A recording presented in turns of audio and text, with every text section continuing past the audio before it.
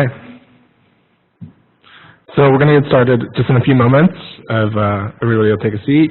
And for the people on WebEx, we'll be answering questions in the chat.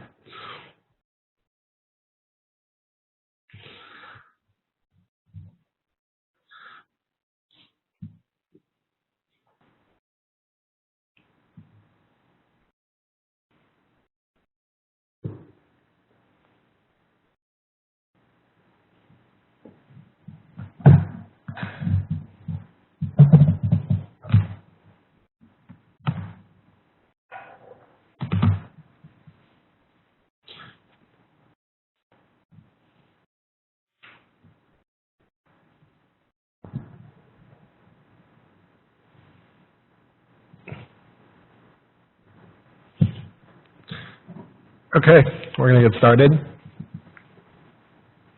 So just a brief introduction. This is Introduction to Machine Learning, brought to you by the Commerce Data Service and the Commerce Data Academy. My name is Ying, and we'll be teaching with Rebecca Bilbro. It's nice to meet you all. Yep, nice to meet everybody. Again, the recording of this will be made available afterwards, along with the slides and all the exercises we're doing today. So just so you know what we look like for the people on WebEx, that's me. I'm a data scientist for the Commerce Data Service. And that's Dr. Rebecca Bilbro, also a data scientist on the Commerce Data Service. You may have taken some of our classes before for the Commerce Data Academy. So just a little bit of advertising, if you'll allow it. Commerce Data Academy is a data education initiative brought to you by the CDS. And what we want to do is offer modern data science and data engineering skills to the Department of Commerce employees. So again, all the course schedule and materials will be made available on the GitHub site repo and on our website. So if you have any questions, always feel free to send out an email to dataacademy@doc.gov. Okay. So just a brief overview of what we're aiming to teach you and hopefully what you'll get out of this class. So our goals for this class are really just to teach you really two things. To introduce you to the vocabulary that is used commonly in machine learning, and to teach you how to determine if your problem that you're trying to solve is suited for machine learning, right? So from these things, hopefully, as you leave class, you'll be conversant in sort of the terminology of data science and machine learning, and then you'll be able to identify what sort of problems you can use machine learning for, right? Because not every problem is applicable to machine learning. Okay. So a brief outline with those goals in mind. We're going to go over a brief review, and then we're going to do a thought process experiment with everybody, WebEx included. Feel free to join in at that point. Then we're going to go through the process of sort of how we diagnose a problem for machine learning, and then we're going to apply it to a single language. So in our case, for this class, we're going to see how those concepts map to Python, the language, programming language, pandas, and Scikit-learn, which is a library for Python. So, and then from there, we're going to move into two examples that we're going to work through, which is an unsupervised, you'll learn what that is if you don't know already, and a supervised learning example. And one deals with NIST News, and the other deals with Titanic. Okay. So prerequisites for this class are you're going to need a GitHub account, right, just to post your own things or to fork off what we've done, right? You'll need Anaconda as Python installation, so you'll have all the packages that we use, the most common ones. And you'll need to be able to verify that you can work Python on a terminal or in PowerShell. Okay. If you have any questions about that, we'll be available after class. Rebecca will be in the chat. We can help diagnose with that. Okay. And so just another note, if you encounter resistance from your IT or whatever, we use open source installations, and those are cleared for the Department of Commerce. And so Python, all these Scikit-learn, all these things are open source software, so you are allowed to use them. And so with that in mind, we're going to start with a review. And sort of the most common question you'll probably always hear, or probably most people ask themselves and they're too afraid to ask out loud, is what is data science? And the working definition, I know it's long, from Jeff Chen, who is the Chief Data Scientist for the Department of Commerce, is that data science is about the practice of transforming raw data into insights, products, and applications, right? And all this is to enable decision making.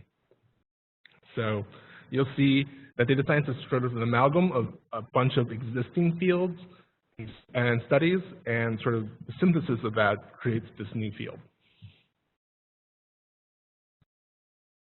So sort of when we have an image of data science, we talk about the data science pipeline, sort of what is the process from initial data to finally getting a suitable answer. And so we have this simple image that we sort of point to, and sort of it's kind of like the snake eating its own tail.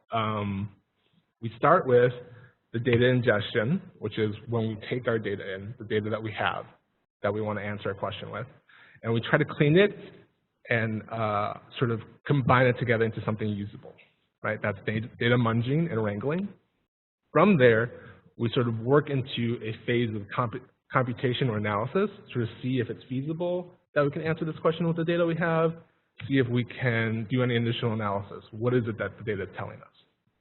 And then from there, we try to model it and sort of amplify it. So we try to make it so that it can become something in production.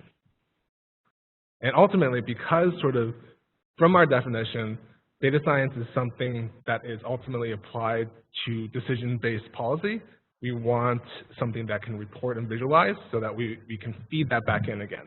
So that the next round of data that we're collecting, the next round of things we're doing, right, can improve upon what we've done so far. So sort of that's the circle, that's the pipeline that we think about when we talk about data science. Now, with sort of now that we have like a general sense of what data science is, the question is, what is machine learning? And everybody's probably already heard that term before, sort of thrown about. You've probably heard about, neural networks. It's all popular in the news, AlphaGo, all that stuff. And sort of that all is from machine learning. And so when we talk about machine learning, it's really the combination of a couple things. It's a field that was born from sort of statistics, computer science, and sort of like expert knowledge. And so what do I mean by that? So it uses sort of the theoretical foundation from statistics. It uses modern computing to make those things possible, right? And it uses expert knowledge from people who work with the data all the time so that you can apply this to a decision. And so that's sort of the continuum. And sort of people who you meet who work in machine learning sort of have a different combination of each of those skills, right? Some may be stronger in one or the other. And so sort of that's, but they always have some combination of both three. And so in taking that machine learning and putting in context with what data science is and statistics, we can think about these three sort of machine learning classes. So I mentioned before, we're going to cover an example that is a unsupervised learning example, a supervised learning example. But what do those mean? What do we mean when we say unsupervised or supervised? And sort of when a person talks about machine learning in an unsupervised problem, we're talking about finding a structure in the data without feedback, that the data is not labeled, that we don't have the true answer. We're trying to determine latent what is the underlying structure of that data. When we talk about supervised learning, we're talking about data that is labeled, that we know the real answer to, right? That we have some feedback and we're trying to predict on something new or something further in time. There's also an additional class that we can talk about, which is reinforcement learning, and that's interacting with the environment towards a goal. So we won't cover that today, but you can feel free to read up on it or in our further references.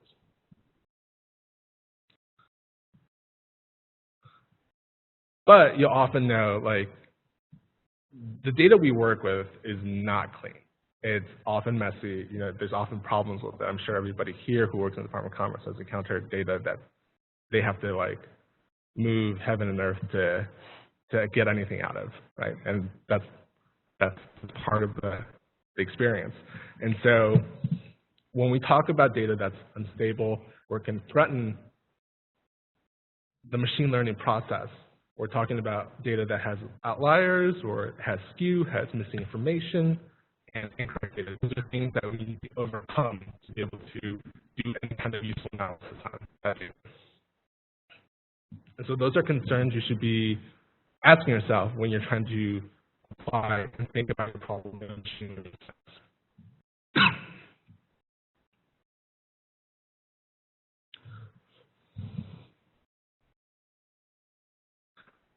Okay, so machine learning is often, we're often thinking about how to get one step ahead of the user, right? So when we're building all these things, we're often thinking about how do we make the next step for them? How do we guess that next step for the user in the future, right? But the problem with that is that because these things are user-centric, they're human-centric, that these systems often change, right? So we often have to update our algorithms, update our models to make sure that they fit this future that's constantly shifting, right? So that's also something you should be aware of as you sort of diagnose what kind of problem machine learning can be applied to. Okay, with that, I'm going to turn it over to Rebecca to go through a thought process experiment. Bear with us, I always switch. Actually, if you want to use your slides. Okay. So just to kind of piggyback off of what Star was saying, I think that the most important thing to learn about machine learning is that not all problems are suited to machine learning.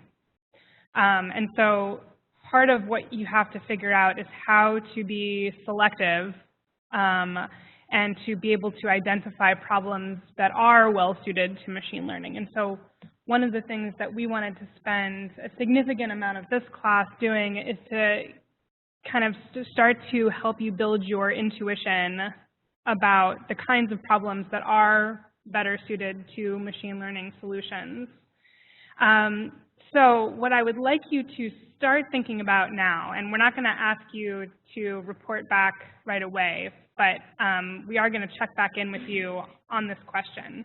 What we'd like you to start thinking about now is of the kinds of things you do in your work, the kinds of analysis that you do, the data processing that you do, the data investigation that you do. What are some of the problems that you kind of routinely work on, that you solve, that you kind of now have a sense might be things that could be made easier with machine learning, or augmented in some way, made more systematic, made more objective, made faster using machine learning solutions. So I kind of want you to start thinking about that now. We're going to check back in with you. We're going to kind of proceed with the slides. But I would like for you in the back of your minds to be kind of thinking about some problems. Potentially some of you came into this class with some ideas already of things that you're working on that you'd like to try to automate or augment using machine learning. But I think that this class will be a lot more useful if you're kind of thinking about some concrete examples. So start thinking about that now, and we'll check back in with you.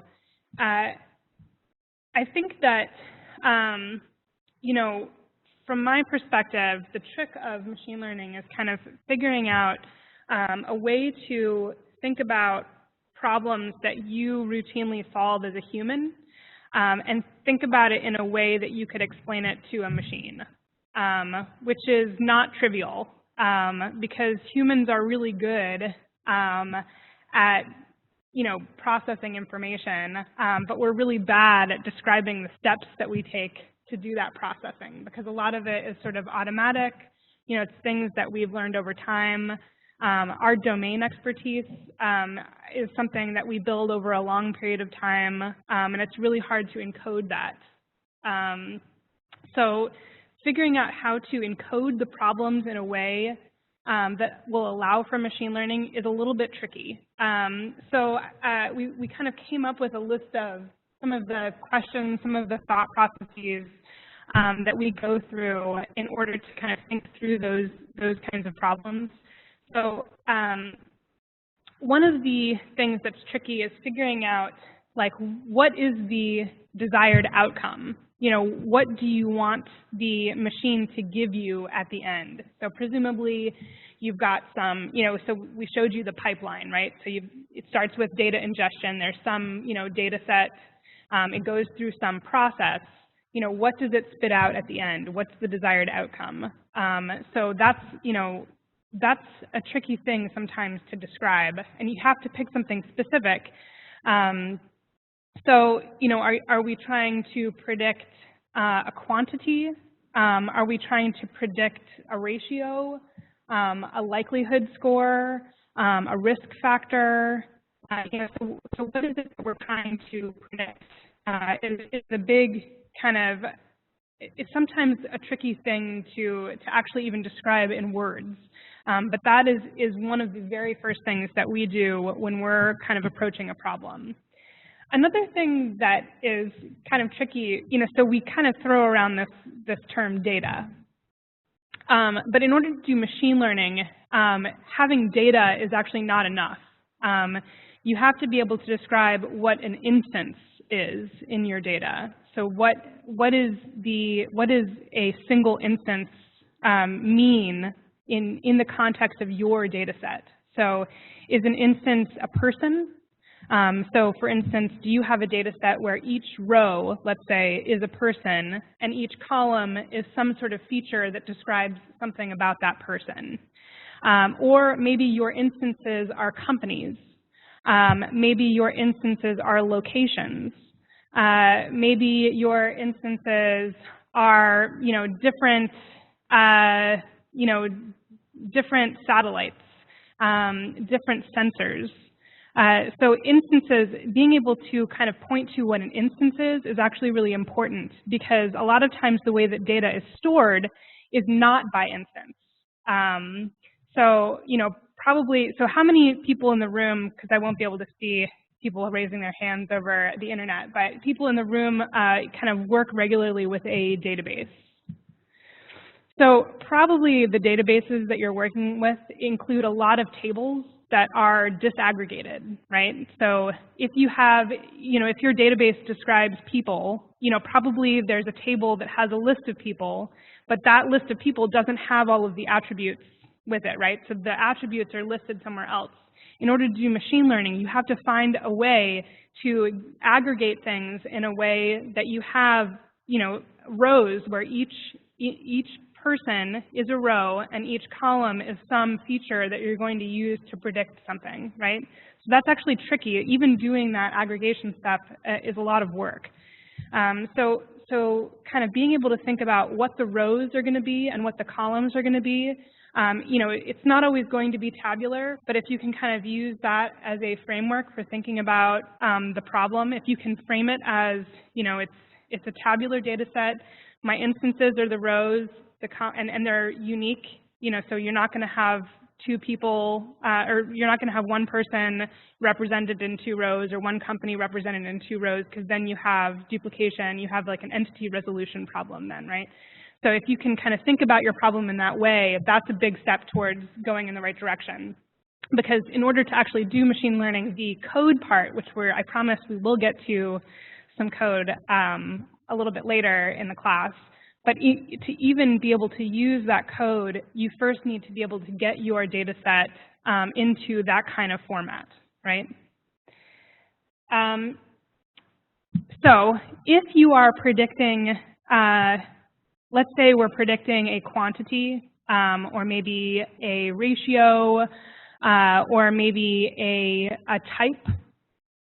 If you're predicting those kinds of things, you need to have some data that's labeled, meaning that you have to already know the right answers, because like computers are really powerful, but they're not geniuses and they're not people, right? So they can't look at that row of data and know that that person is somebody that we want to target our resources to, unless there's a feature in the data set that says, this is somebody we want to target our resources to, right? And so what the computer can do is it can go through those examples and start to learn, you know, what things are featured, what things are associated with the features of an instance or an entity that, you know, kind of merits targeted outreach versus one that does not. But it cannot guess that without you providing those answers. So actually having labeled data is one of the biggest blockers to doing machine learning, because there's lots of times, you know, very interesting data set where we actually don't know what the right answers are. And so does anybody know what you do when you have a data set that doesn't have labels or right answers?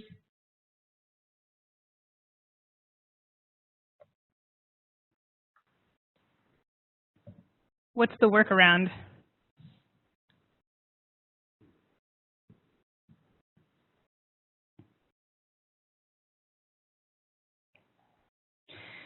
So maybe let's give him the mic so he can give his answer again. Maybe we'll have a few other people answer. Go ahead. So you could either try and interpolate between adjacent values, or you'd have to remove it from the database, or you could zero fill it, or. So like we're talking about imputation. Yes. Yeah, so if you have examples that aren't labeled, but some examples that are labeled, you could maybe impute missing values using the data that you do have. Okay, but what if it's even worse than that? What if you have an entire data set where none of the instances are labeled as having a right answer? So we have a data set full of, you know, we're kind of going on this people are instances. So we have people, we need to know who needs those resources. We have to figure out, you know, we don't have a lot of time, but we need to make sure we deploy, you know, the resources to the people as quickly as possible. Who gets the outreach? Who gets the resources? If you don't have a column that tells you which people need the resources, then you can't do any imputation because we don't have anything to go on. So what's the workaround? What would you do?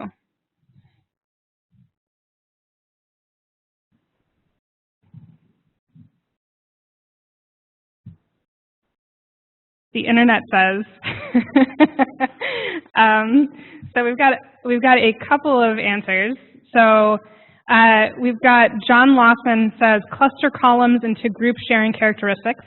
So yes, clustering is one of the options. So you can use unsupervised learning to create clusters, and then you have groups. But do we know from the groups like who needs the resources and who doesn't? No. So what do you need in order to figure that out? A human. Yeah. So you need a human to do that labeling, right? So, you know, experts play a big role in especially a lot of the machine learning that gets used with data sets that I presume you all work with, and certainly the work that Star and I do depends a lot on having experts. There are other solutions. Has anybody ever heard of Mechanical Turk or MTurk? Okay, so that's another option. So let's say you have like an enormous data set and you don't have any labels. You don't know what the right answers are. You can mech-turk it, which is a verb now, meaning that you kind of put it out on maybe like, you know, Amazon has a service that does it. There are other services that will do it, where you have like, you pay somebody like a penny to rate your answers, and you use those answers that are provided to create the labels, right? You know, somewhat flawed, especially if you have people who are just like want to make $10 that day. But you know, so there are some workarounds. But really, one of the biggest blockers to being able to do supervised learning is not having labels. So that's something that you should definitely be thinking about. So, you know, I'm giving you time now. I'm helping you stall a little bit because I am going to ask you about the problems that you think might be appropriate for using machine learning at your work. But these are some of the things that you should be considering. What are some of the potentially the problems of using MECTURK other than somebody who just wants to make $10 that day?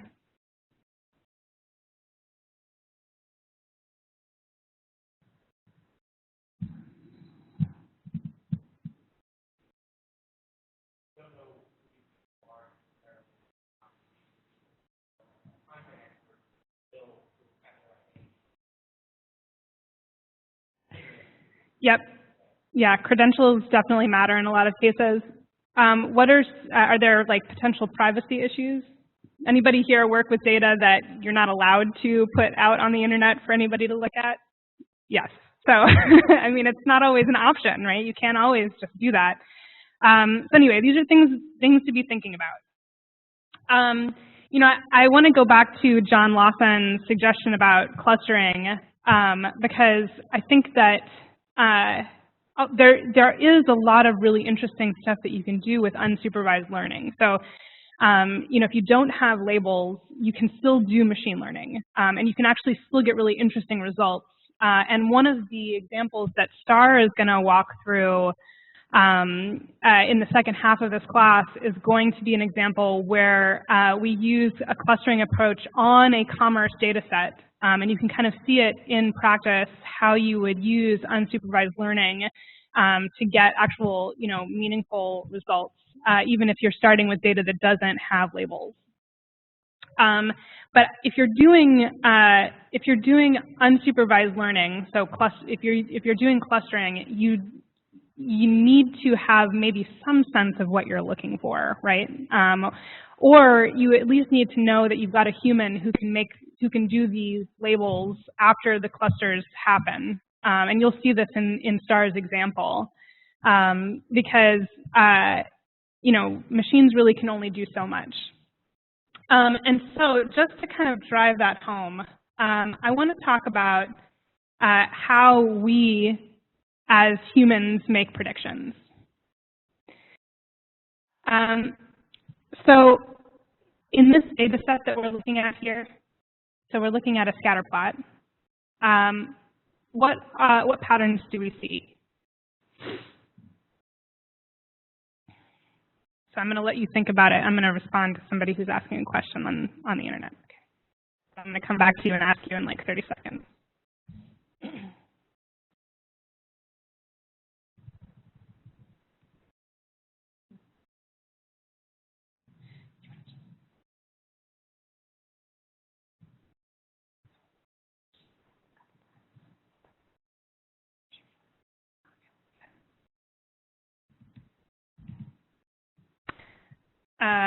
Okay, thoughts? What do we see?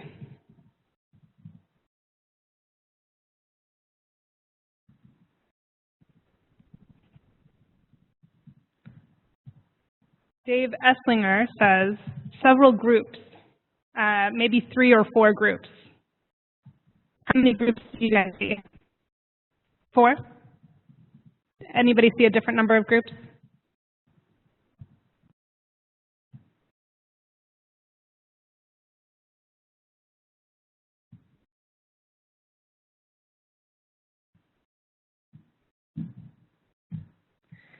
I think 4 is a good guess. Maybe 3 is a good guess too. Maybe 5, potentially. There could be 5 groups. 2 of the groups would be small. Can you go to the next slide? So how about now? How many groups are there now?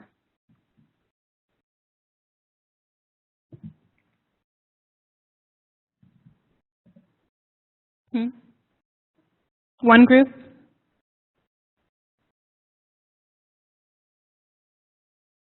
This is harder, right?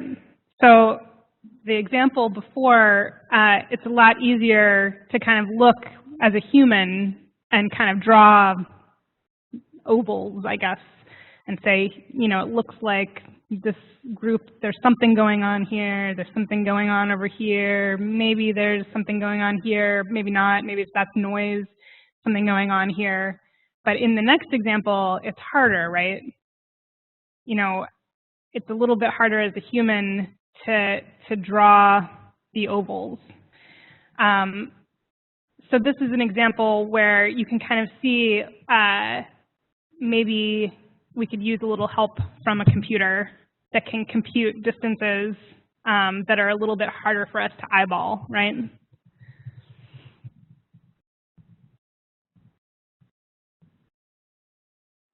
Let's go to the next.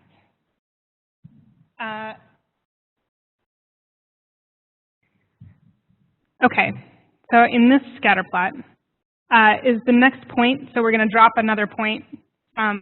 So let's say this is like some % of the data set. We're going to drop another part of the data set on. Is it going to fall to the right or to the left of the dotted line?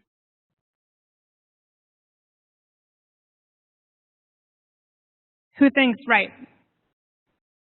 Who thinks left? Okay, the internet agrees with the left. Okay, so why left? Say again? Yeah, that side has more points.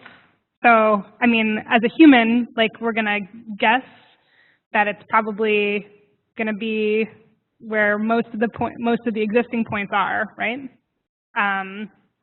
What about in the next example? We're going to drop the next point on. Does it go to the left or the right?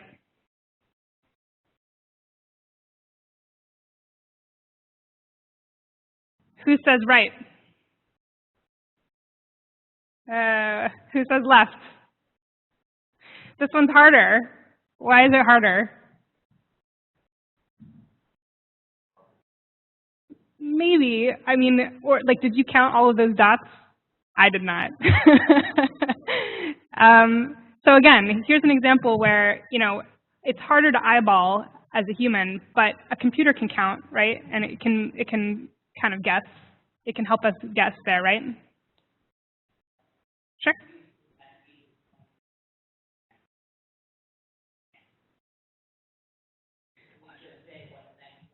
Can you pass the mic down?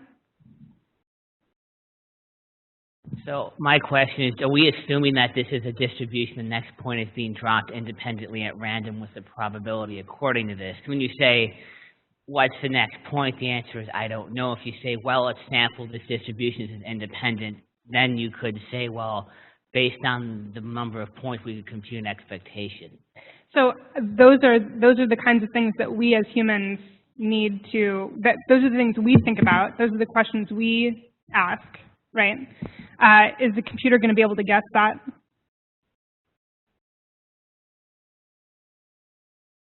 Right. So yeah, so when we bring in a computer to help us, you know, answer this question, we are going to have to supply it that information, right?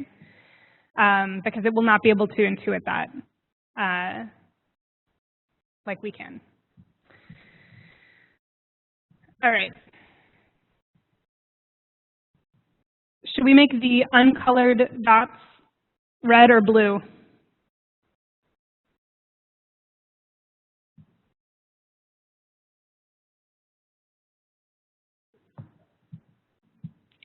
So the ones on the red side, I'm probably going to make those red. The ones on the blue side, I'm probably going to make those blue.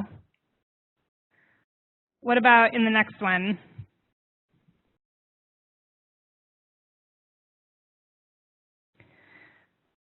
Harder, right? Okay, so what I'm trying to kind of illustrate is that these are examples where we kind of know probably what the right answer is, right? So when we're talking about data sets where we sort of intuitively can tell, you know, how we would predict things, machine learning is about kind of figuring out how to describe the process that we're going through in making our predictions, and then bringing the computer in to help do computations that are hard for us to do just with our eyeballs, right? Like computing like teeny tiny differences, distances, right? and making those kinds of approximations in a systematic way. But, starting with human intuition, starting with kind of how you see things is really useful. And again, especially if we are doing supervised learning, you need to know what the right answers are, right? So you need to be able to tell the computer what the right answers are if you want to encode that into your machine learning.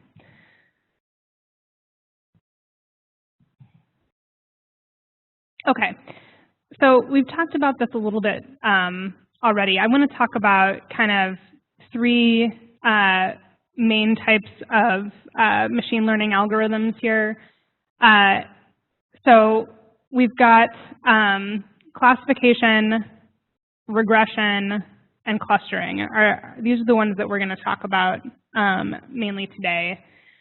We left in, so I'm just going to be real with you and say this is a very difficult class to teach in 3 hours because there's a lot to cover, and so we had to leave out a lot. That was sort of like a Sophie's Choice kind of thing. So hopefully this will whet your appetite to learn about all of the other things that have been left out. And actually, we were just informed that a bunch of new textbooks came in today to the library that are, machine learning, data science related books. So if you'd like to explore those and maybe kind of do some more learning after the class, we also are going to provide some links in the slides to other, other additional things you can read about. But let's just say for the purposes of today that we're gonna talk about machine learning as being supervised or unsupervised. And if it's supervised, we've got classification and regression, and if it's unsupervised, it's clustering. So that'll be the vocabulary that we use today. Classification is a supervised learning approach that you use when the desired output is categories. Classes, red, blue, man, woman, high need for services, lower need for services. So we've got kind of, categories, classes. It doesn't have to be 2, although all of the examples that I just gave were 2 class problems. But you could have 6 class problems, 10 class problems. You could have, these are categories, right? Regression is another supervised learning approach, and it's what you use when the desired output is continuous. So there's a 10% chance that this will happen. There's a 60% chance that this will happen. This person has a 0.9 risk score. So these are, cases where it's not chunks, not categories. There's actually, a number and probably, a decimal point of some degree. So we're trying to kind of pinpoint things. So we talked a little bit about clustering already. So clustering is an unsupervised approach. So we don't have labels. Or maybe we have labels where we question the labels. We're not going to use the labels, and we're going to try to define, more effective categories. So in this case, the desired output is, memberships of groups that are similar to each other, or that are meaningfully dissimilar from other groups. So when you're thinking about, remember, I'm going to come back and ask you about problems at work. So maybe think about which of the categories your problem falls into. Is your desired output a category? Is it a value? Is it just sort of a blob of things that are similar to each other or dissimilar from other things? So kind of thinking about it in terms of this vocabulary, classification, regression, and clustering. Okay, so here's a kind of canonical visualization for a classification problem. So we've got a bunch of points. We've got green points, red points, and blue points. And we know that they're green, red, and blue. They're labeled as being green, red, or blue. So what we need to do is fit a function that can determine, as we get new input that's not labeled, whether that data should go into the green bucket, the red bucket, or the blue bucket. So those lines there between the colors are kind of a visual expression of that function.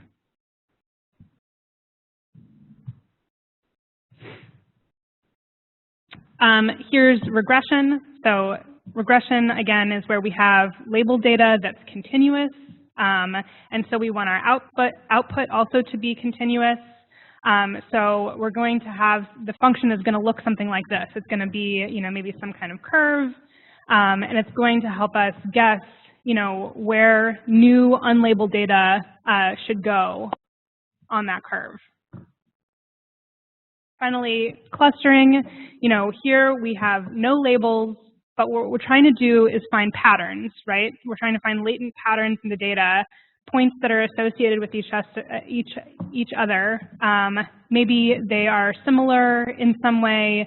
A lot of times similarity is expressed in terms of distance.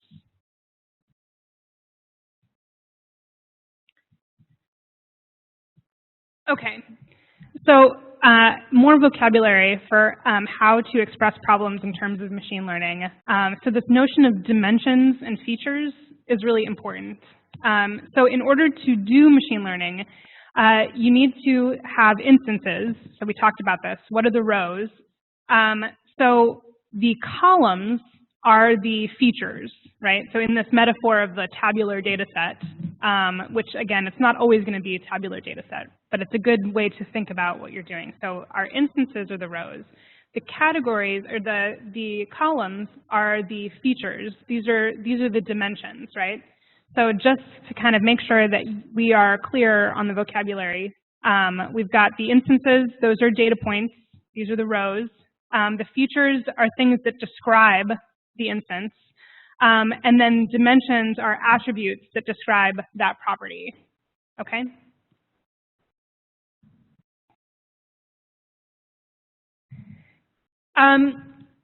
So the words machine learning and predictive modeling sometimes get used interchangeably. And we're actually going to sort of move into using this word model for the next couple of slides. The problem is that the word model is a very overloaded term, and it's used to mean a lot of different things. So because what we want to do is equip you with this vocabulary to talk about machine learning, to think about machine learning, we want to sort of do a little bit of disambiguation of the word model before we move forward, just so that things don't get too confusing. But please feel free to kind of throw up a hand or ask questions if we use the word model in a way that deviates from how we're about to explain it. So let's go to, does anybody know who Hadley Wickham is? All right, go for it. Yell it out there. Who's Hadley Wickham? Yeah, he's the R guy. Yes, RStudio. Yeah, so he's the RStudio guy. As a Python programmer, it means a lot that I'm putting his name up here. I just want you all to know. It means that I have a lot of respect for him. We're actually friends on LinkedIn, so. So Hadley Wickham has this really terrific paper called "Removing the Blindfold." And he hasn't published it, which is shocking to me. But it's a paper that I go back and reread over and over because I think it's a really fantastic way to think about machine learning in a visual way, and I'm a very visual learner. So I definitely recommend checking out this paper, Removing the Blindfold. But in this paper, he says, he sort of talks about this notion of model being an overloaded term. So what we want you to be thinking about is model in 3 different ways. So model family is the highest level, right? So this is the bird's eye view model family. Model family is things like supervised learning, or maybe within supervised learning, maybe different kinds of linear models, let's say. So that's model family. So this is really high level. Model form is an algorithm. So it's a specific function, right, that specifies how your features are related to each other, right? Then a fitted model is the result of combining your data with that algorithm, okay? So the algorithm is going to adapt to the data that you have, right? So there's sort of like the categories of models here, then there are examples of models that are the model forms, and then there's fitted models, which are the result of combining a model form with your data set. So we're going to use model to describe all three of those things. I'm just going to apologize in advance because I realize that's very confusing. But that's just kind of, that's part of the conversation about machine learning. It's something that Hadley Wickham talks about in this paper. It's something that you'll see, you know, as you get more involved in machine learning, you'll see how this word gets thrown around, and you will start to develop kind of some instinct about what they mean, whether they're talking about the, you know, 90,000 foot, you know, the families, the algorithms, the forms, or the fitted models.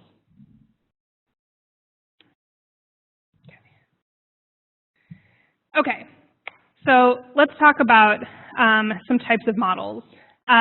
So we talked, you know, I showed you the image of doing regression.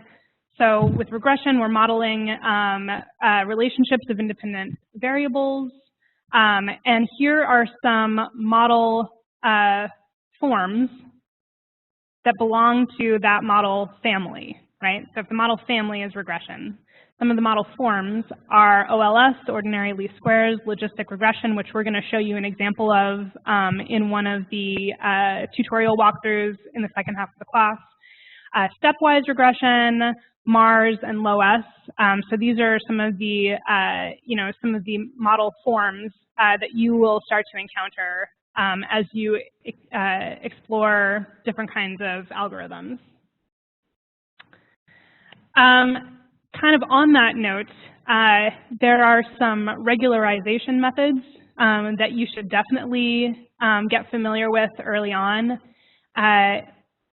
These are incredibly powerful tools that are generally used in combination with other model forms.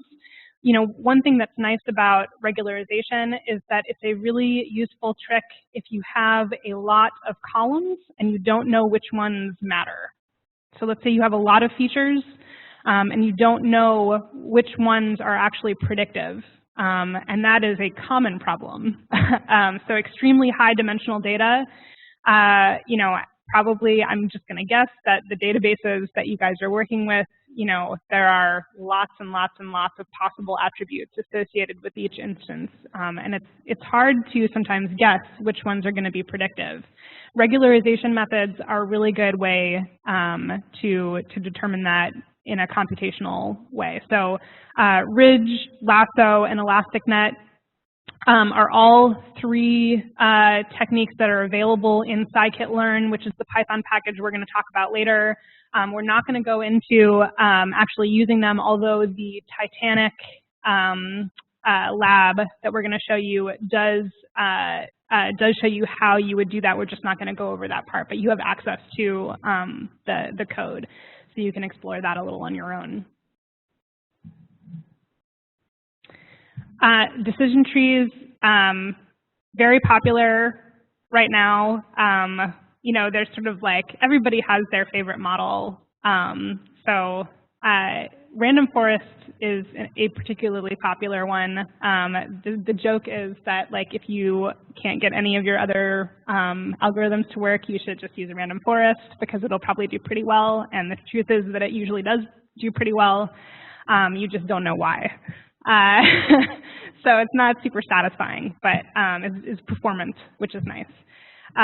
So decision trees, so in that model family, other model forms that you'll encounter are classification regression trees, CART, algorithms, decision stump, multivariate adaptive regression splines, or MARS, and gradient boosting machines. We've talked a little bit about clustering already. So in that model family, some of the model forms that you will encounter as you sort of start to investigate different kinds of unsupervised learning techniques are k-means, affinity propagation, optics, and agglomerative or hierarchical clustering. So we are going to see an example of k-means in STAR's lab, so stay tuned for that.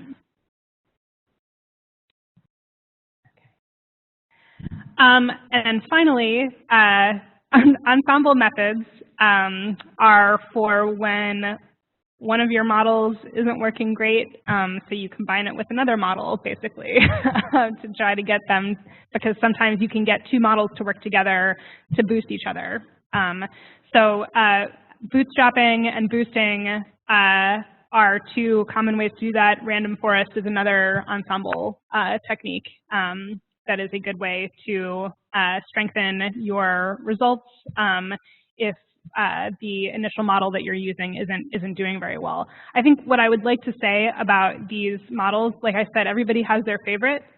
What you will find out is that the reason that people have their favorite model is because they figured out how to tune that model really well, and not because it is like the only model that you should ever use for every data set in every context, because that does not exist. It's really important to be able to think through model selection in terms of your data set, how big it is, how many features it is, and what your desired outcome is. So there isn't sort of one all-purpose model that works for everything and will always give you the best results. And STAR is going to talk a little bit about model selection coming up in a little bit here.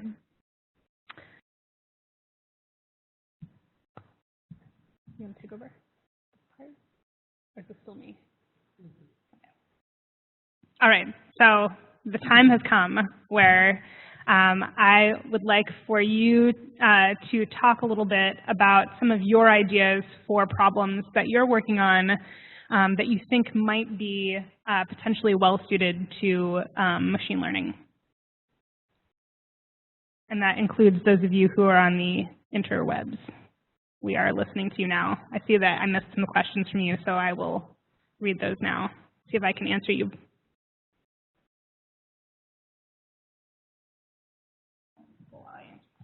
Mm-hmm. So please, not all at once, but if you have one you want to share with the class, please take the microphone or pass the microphone to you. And if not, we're just going to start calling on people, which is, you're not going to get out of this. So it's part of the class.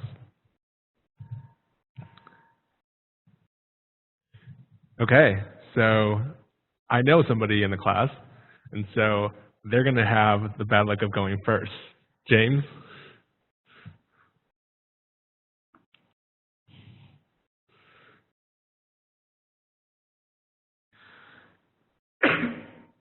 All right, I guess so. One of the things I'm working on now is a few years ago at Census, we were trying to predict which areas of the country are like harder to obtain interviews in than others.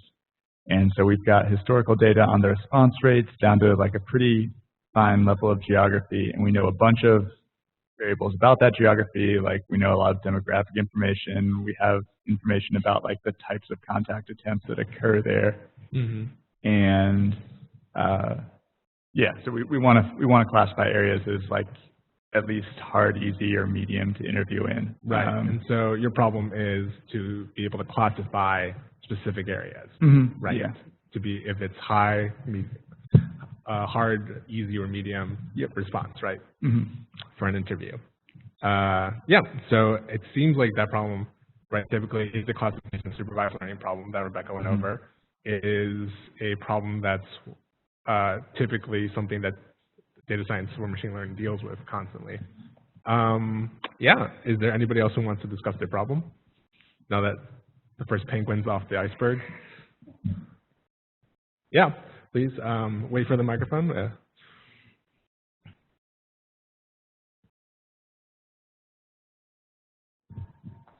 I'm in census also. I work with administrative records. Okay. So can you, just for people who aren't familiar, what are administrative records? Sure. So they're basically fewer people are answering surveys, so we're trying to use data the government already has, so like program participation data, tax data, third-party data. So form data that's already available, right? Yeah, on individuals. Yeah. So although there are other people at Census that work with business data. And before we can use it, we have to, we do probabilistic matching to identify who the individuals are. And so, you know, there's methods that have been around a while, but machine learning, potentially you could make use of more than one data set at the same time and improve that process, maybe make it more efficient, increase the number of matches or trade off, you know, bias and variance, that sort of thing. So right. So your problem sort of is that it's unlabeled, right? But you're probabilistically trying to figure out which person in a list of people you have is matched to which record that you have, that from a text form, right? And so it's not as easy as it sounds, right? Because you think about, like, to the layman term, right? A name can just be matched, but think about how many John Smiths there are in the country.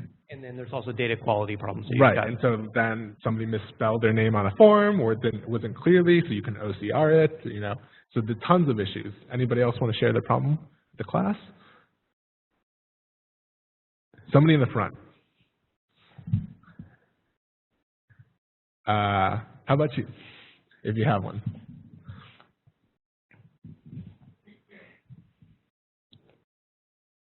Well, I work for NOAA, and I do probably a storm search per feed. And by the end of each run, we have a bunch of data, and the problem is sort through the data to see which one is useful to distribute, because a lot of time it's just empty maps, empty data, because zero probability or very low below ground level. So your problem is that you have a mostly sparse data set, right? Like mostly it's nothing happens most of the time, right, over the nation, but you're trying to find sort of a storm surge, right? Right. Yeah. And the problem is which one to distribute, because at the end of the day, like it's a lot of data for one website. Right. So Yep, very interesting. So that seems like it's very well suited for machine learning, right? It's typically a problem of determining it's sort of a classification or a clustering problem to see you have two sets, right? Something where nothing happens and something where something obviously happened, right? And that's a much smaller group, right? And so you try to figure out which one is which point belongs to which member, right? Which group. Yeah. Okay. Thank you. Yeah, thank you very much for the people who contributed. No, it's not easy. We're gonna, okay, thanks for reminding me. We're gonna have a 10-minute break. We're not gonna continue about that, but yeah, so we're gonna have a 10-minute break, like the slide says, and we'll be back after that. It's 1:58 on my watch, and we'll get back at 2:08.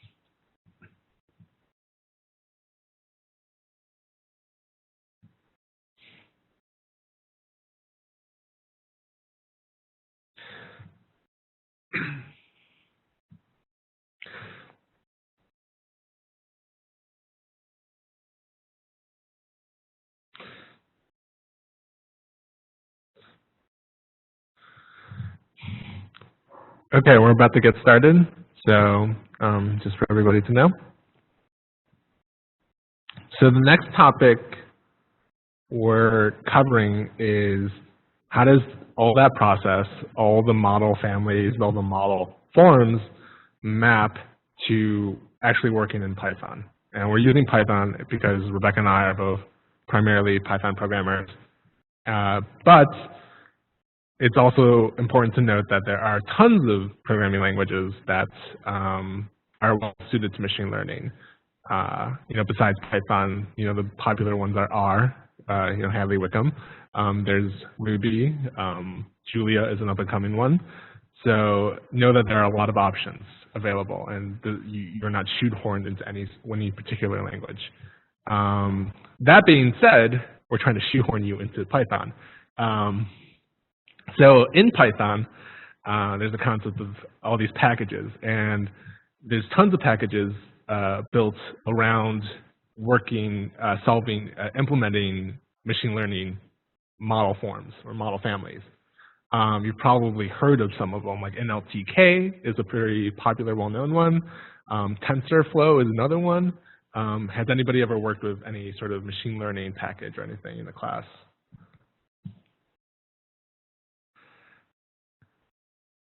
Okay, I'm going to take that as a no. But what you'll find comforting is we're saving you, because the one we're going to go over today is much easier to use than all those. If you ever do get a chance to use NLTK, don't. But yeah, so what we're covering today is a package called Scikit-learn. It's part of a SciPy stack of packages, and we like it because the API for it is super generalizable, and it's super easy to intuit.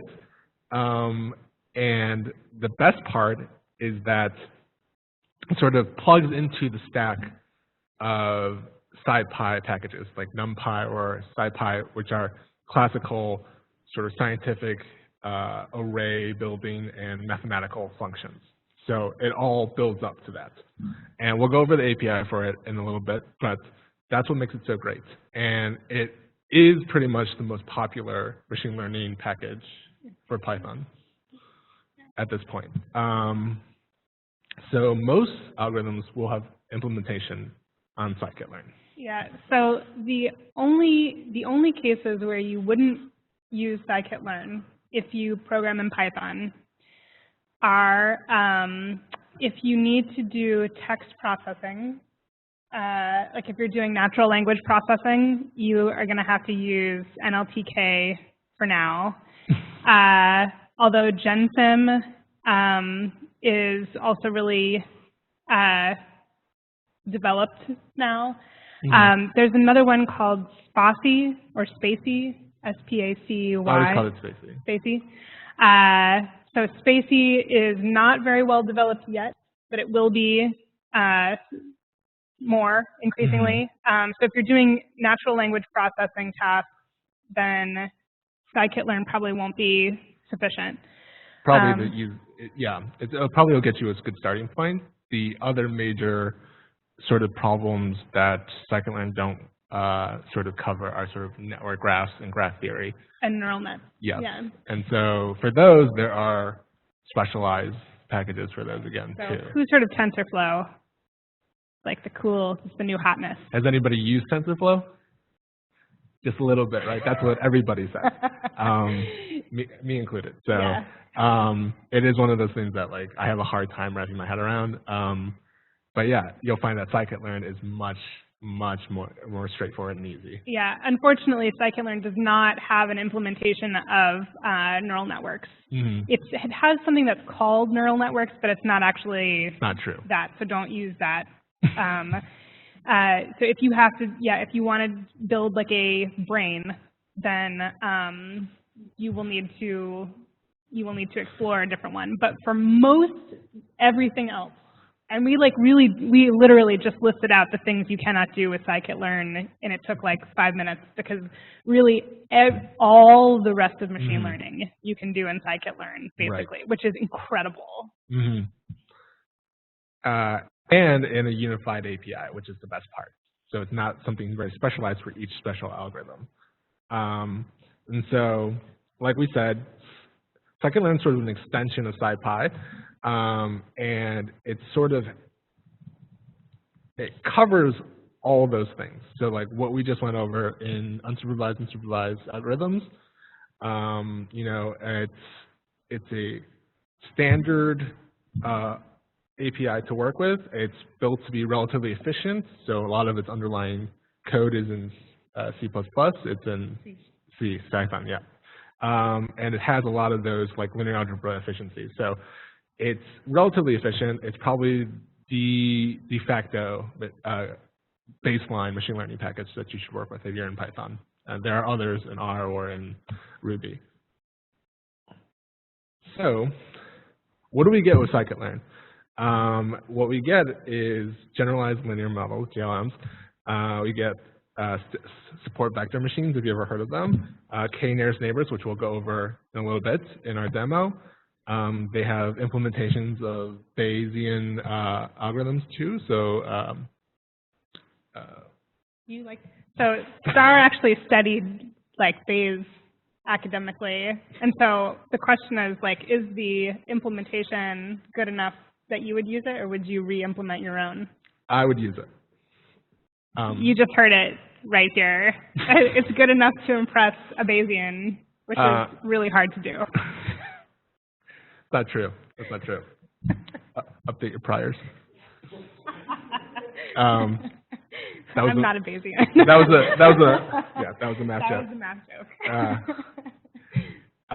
So yeah, again, we mentioned decision trees, the ensemble methods. Most of them are there. So clustering density algorithms, again, that's something that is in there, and all these regularization methods that we talked about, and sort of validation, so cross-validation, you know, sort of transformations, loading, all that stuff is sort of in there. The whole pipeline for sort of data science is sort of covered in there, which is a very nice thing to have.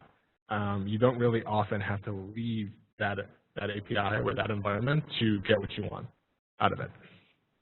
Okay. And so with that pitch and all that lead up, we're going to cover basically what the API is. And this is pretty general, and it fits almost every single method that's going to be there in Scikit-learn. And feel free to go to the actual documentation to sort of pick out specific algorithms, and you'll see that they pretty much match almost every single time. There might be special exceptions or something. But in Scikit-learn, because Python is object-oriented, they have a concept of an estimator, which is an object that learns from data. So this can be anything, right? Any of the methods we talked about or covered today is in Scikit-learn an estimator. It's that object. It's defined in that way.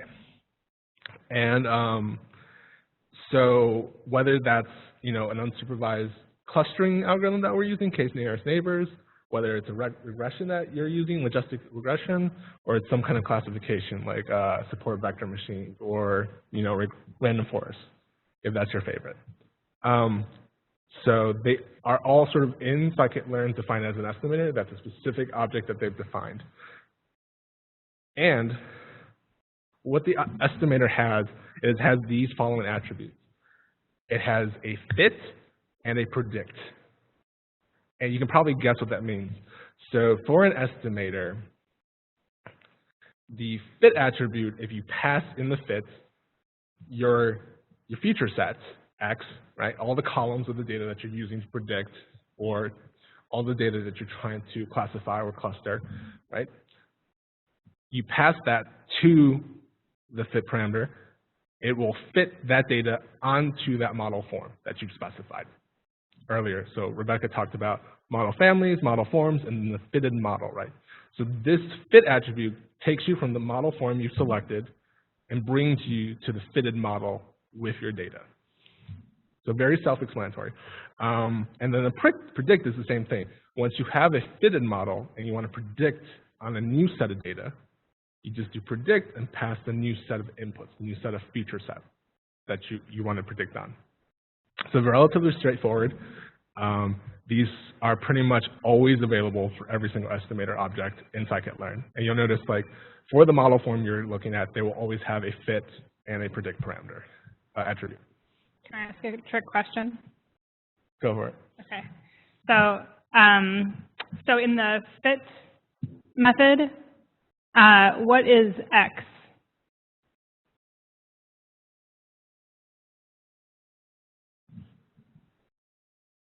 This isn't part of the trick question. So X is your data. What is Y? And why does it default to none? Exactly. Exactly. So he said 1,000 points to you. Yes.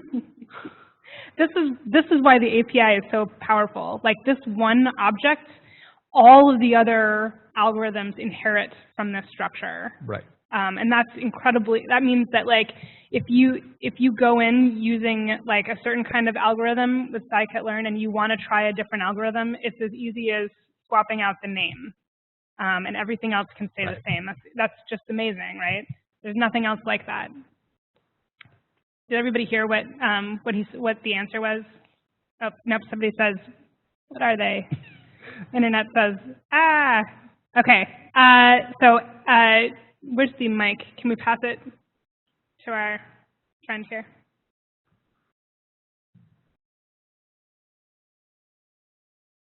So I'm going to ask the question again.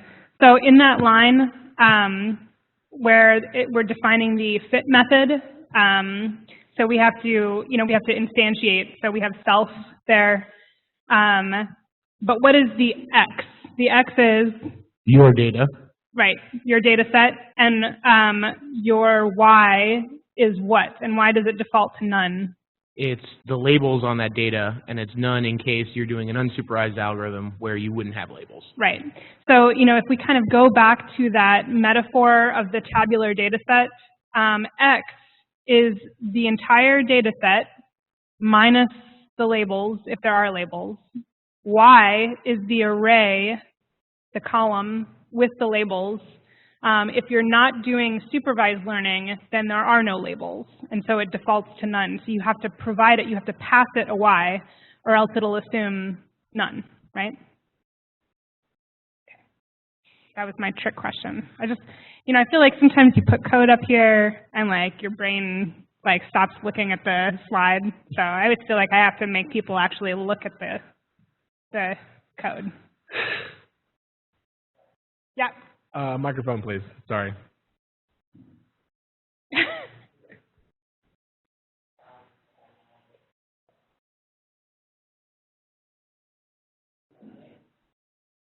Okay, so I'm probably not a great, but why is the X capitalized and the Y lowercase? Very good question. And the answer is that it just is. It's the convention.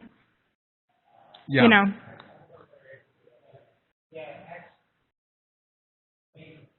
Yeah, exactly, yeah.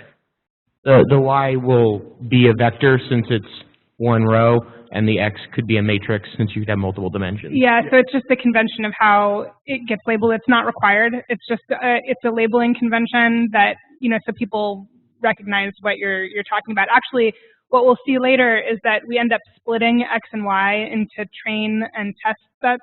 So instead of there being just an X and a Y, there'll be an X underscore test, an X underscore train, a Y underscore test, a Y underscore train. So there'll be, more later, but it all kind of is under this umbrella, this sort of convention of how we talk about like the full feature set versus the labels. Right. So it just sort of follows sort of traditional statistical notation, linear algebra notation, right? So data sets usually capital X, Y, the vectors usually lowercase. But it's not, required. Like Python will let you do whatever you want. So you could just call it potatoes and vegetables, and it wouldn't matter. But don't do that. Try to make your code readable, not just to other people, but to future you, right? Okay. So we talked about fitting onto the estimator. So when we fit an X and a Y, if there is a Y, it sets the state of the estimator. So X is typically, for most of the algorithms that Scikit-learn covers, is a 2D NumPy array. Right? You can also, I believe, pass a pandas data frame to it, if people who are familiar with pandas. Y is like one of the classes mentioned, is typically a vector, a 1D array, so it is typically one-dimensional. And if we want to predict on a new set, we can predict on that new X. So an additional, oftentimes, attribute that's available is predict probability, which will return the probabilities of each sample in each class. So it's a 2D matrix of that. So that's sometimes available for you on a particular estimator. So let's run through a basic example. So we mentioned support vector machines. Has anybody ever used them? So, okay. So it's we have one person in the class who used support vector machines, right? And unfortunately, he's used it in R, but we're going to cover it in. Okay. We're going to cover it in Python. So there's multiple implementations of SVM, which is short for support vector machines, because it's a mouthful. The one we're showing is SVC, which is a constant support vector machine, which is we have a constant error penalty on the descent. So people who aren't familiar with support vector machines, it's basically sort of trying to draw a line in the dimension of the feature set to cut it into different pieces based on labels, right? And a constant is that we're only penalizing by a constant number. So we specify that constant, or it defaults to, I think, 1. So here we define our estimator, and it's as simple as specifying the model form and passing it the parameters we want. So the model form we want is the model family is SVM, right? And the model form we want is SVC. And this is all in the Scikit-learn documentation. So for any specific model family you want and model form you want, you can just look up those names. And so when we specify it, in SVC, a parameter we can specify is gamma. So we specify gamma as 0.001. And so with that, we're set. We have the model form in there. Now, if we have loaded our data already, and we defined it as X as the data set and Y as the label, we can just pass those to the estimator. So an attribute of it, we just, for people who've worked with Python, is just the dot fit of that, and we pass it the X and Y, and it has fitted that model. So we get a fitted model just from that second line. And so now if we want to predict on an additional dot, like we were doing in our original example, of where it would fall, we just do predict on that new input, where that dot, what that dot is like. And it's as simple as that. And so this is sort of applicable to sort of almost every single model form, model family that you can think of that is available in Scikit-learn. Cool. So for people who are sort of not used to Python, I think that it's useful to really think through like what's happening in each of those lines.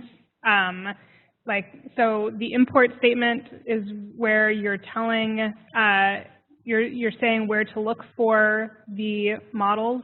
And as Star said, so SVM is the model family. Later we instantiate the model. Here we're going to call it estimator. You don't have to call it estimator. You could call it anything, right? Because it's Python. But that line instantiates the estimator, which is an SVC, which is a classifier. You could also instantiate SVR, so that's another model form that's inside that model family of SVM, which is a regressor, SVR. And then in the next line down, we're actually fitting it. So it's going from being a model form to being a fitted model, right? And then in the last line, we're deploying the fitted model to predict a new point, right?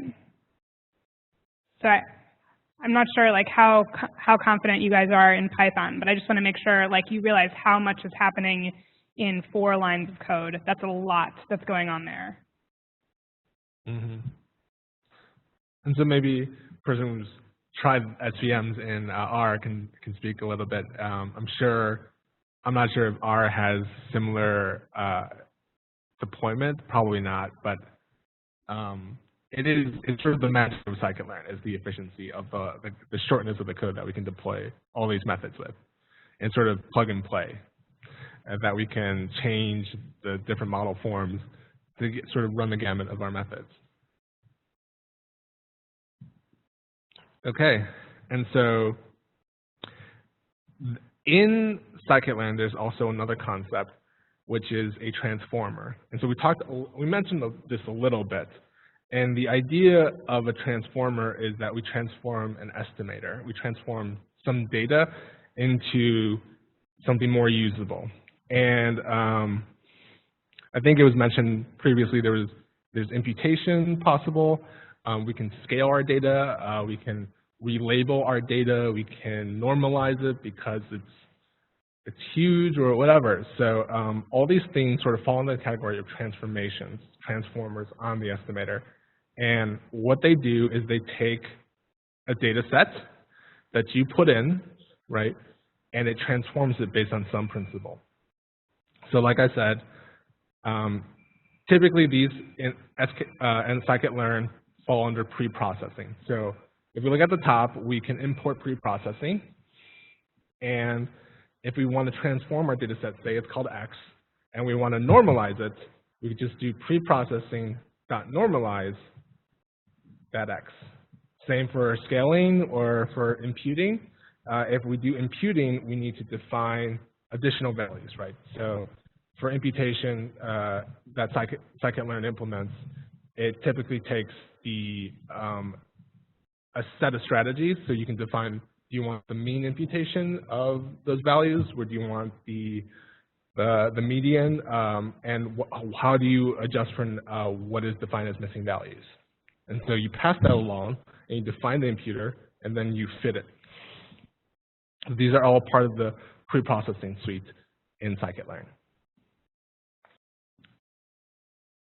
Can I ask another trick question? Go for it.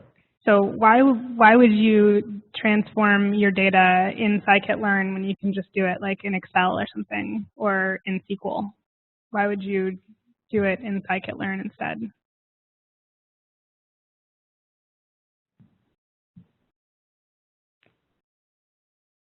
Anybody want to venture a guess? Or from the internet? If you have the microphone.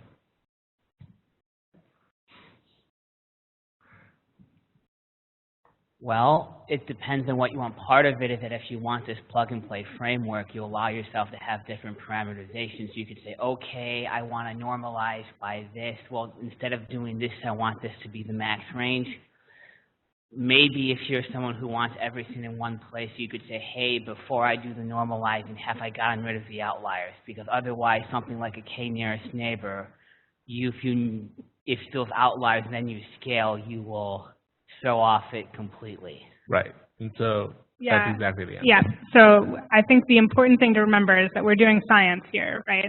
So what we do needs to be repeatable. It needs to be in a pipeline that somebody else could execute to. On top of doing science, we are doing science in the public sector, which means that people will probably look at what we do, right? And hopefully one day we'll get promoted and somebody else will be in charge of doing the thing that we're doing now, right? So we want them to be able to do it. And in order to do that, putting it all into one pipeline, putting it all in the same place is really, really valuable. Mm-hmm.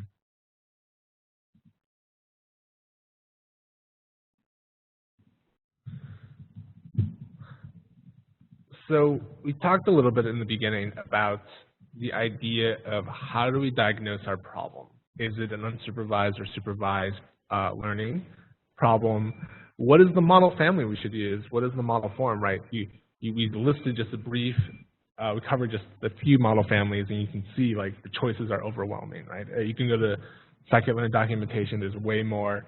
And for those who are just sort of new or sort of trying to come to terms with a lot of these methods. How do we choose the right estimator? How do we choose the right model? And so that's the intuition that you develop over time. But because there's so many people who get into this, there's all these cheat sheets available.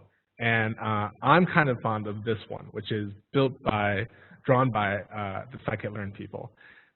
It's sort of aged and it's not as immediately applicable to a lot of the problems, but this is a general guideline for people who are starting out. It's very easy to sort of conceptualize your problem and sort of figure out what model family should I follow up on and what model form ultimately should I be choosing. So like, I don't know if it's viewable to everybody.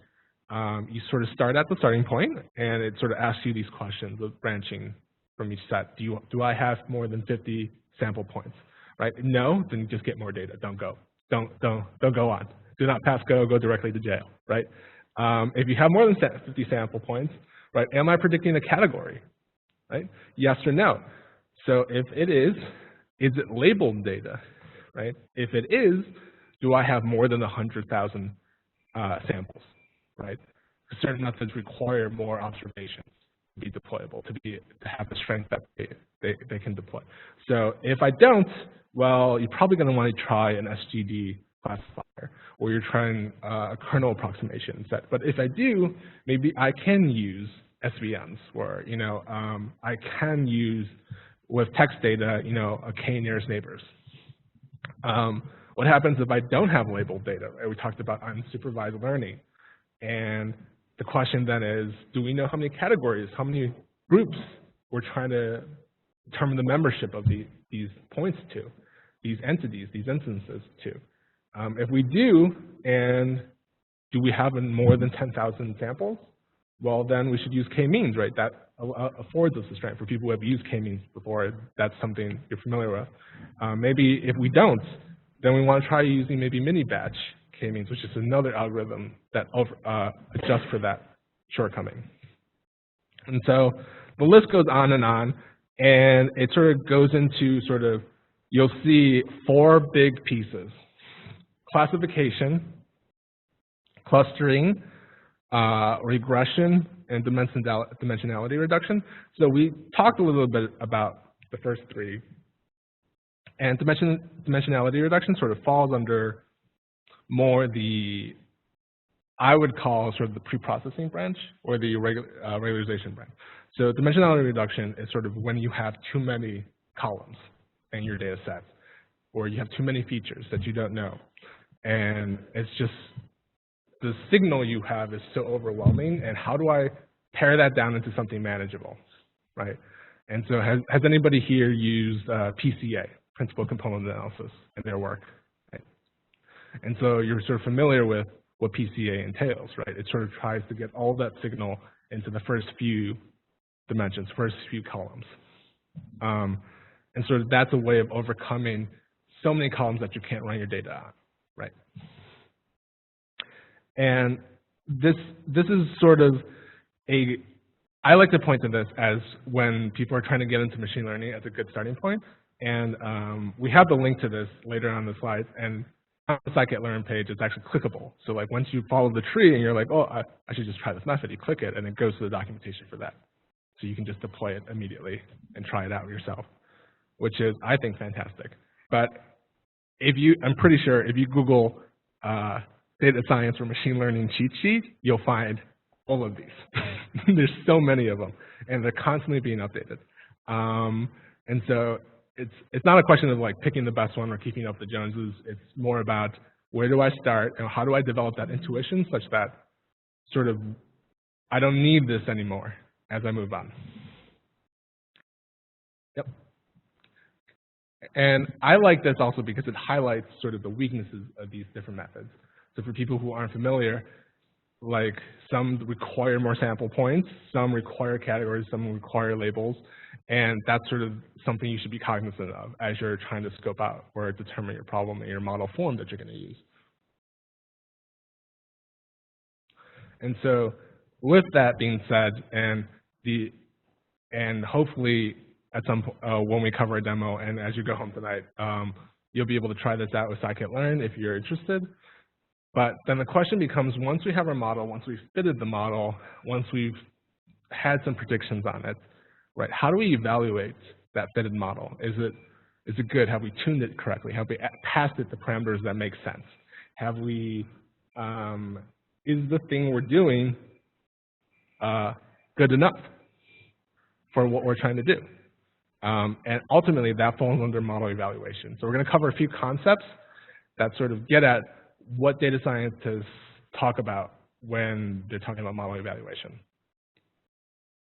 And so the first two sort of big concepts you want to be cognizant of are underfitting and overfitting. And sort of there's sort of like the two sides of the same coin.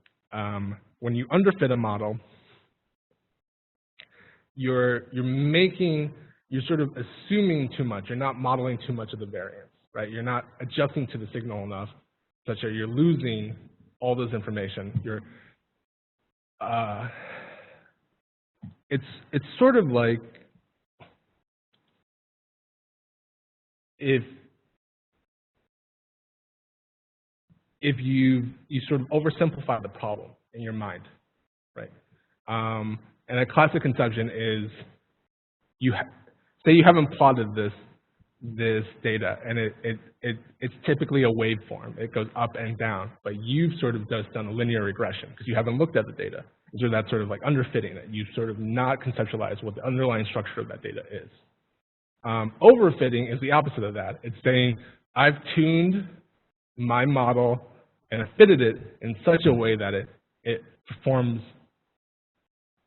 fits the instance of data I've observed, this data set I've collected, so well that it's not applicable to other things. When I predict into the future, or I predicted other instances, it becomes less powerful because I've overfit it. It's lost its sort of the noise and its power to predict new instances of things.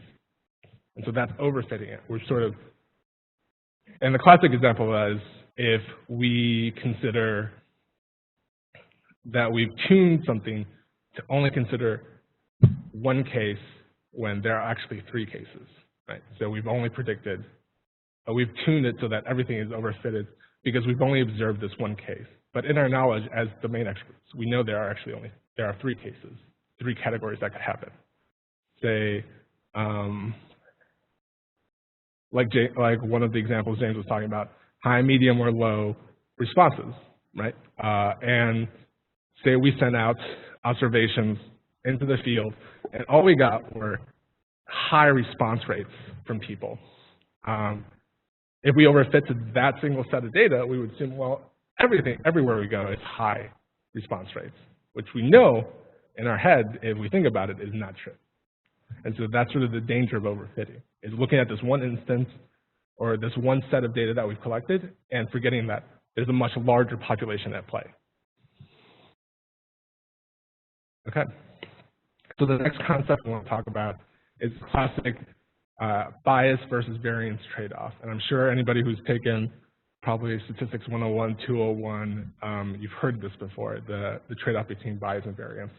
And so can anybody tell me like the definition of bias or the definition of variance?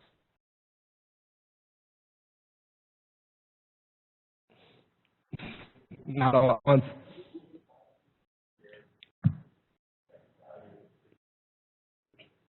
Mm-hmm. Right, so he said the bias is the difference between your estimated expected value and the true expected value. And variance is how much the spread of that data is, right? So it's two very different concepts that sort of try to measure something about the density, the underlying density of that data, the underlying randomness of that data. Like how central it is, how off you are from the centralness, and then how spread is that data around that point. So the trade-off often is that as we adjust for bias, we often increase the variance in our estimates, and vice versa. You'll see on the graph, that's typically how it happens. That there's no way to completely eliminate our error from our model, how off we are from the actual observed points. But as we try to correct for the bias, typically we raise the amount of variance in our estimates. And vice versa, if we try to correct for all the noise and all the spread of that data, we typically are off base in the bias where we're centrally located. And so you'll see here, like the 4 bullseyes. High variance is when points are sort of scattered farther apart, right? And if it has high variance and high bias, it's off from the bullseye, which is the true point, midpoint, and it's also spread apart. So, but typically it's the trade-off between the upper right and the lower left, which is having a high bias, where we're off from the middle point, the bullseye, but we're tightly packed together. Or we're close to the bullseye, right, but we're spread apart.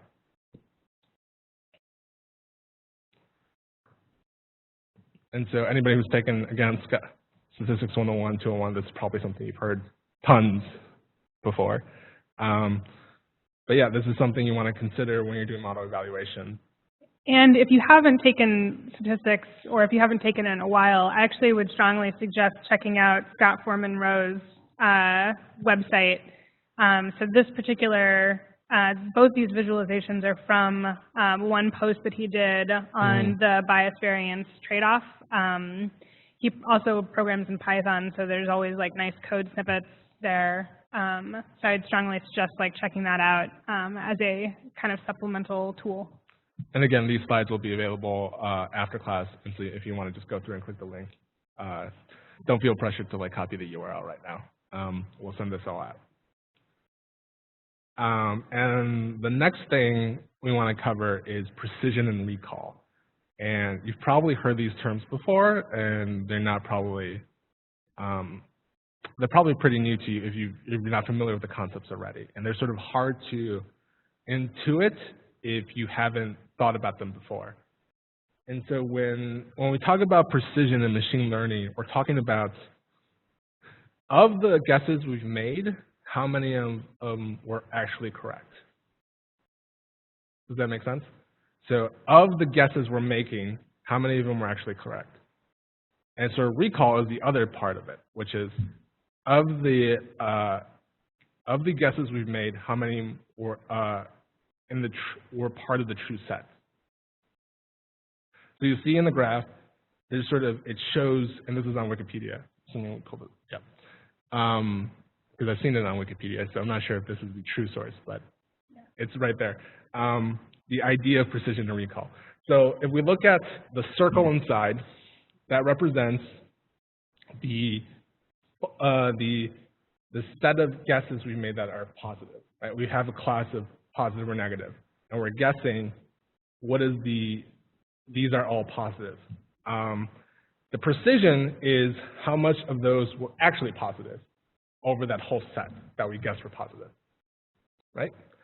The recall is the opposite of that. So the actual square is the entire data, all the possible data, right?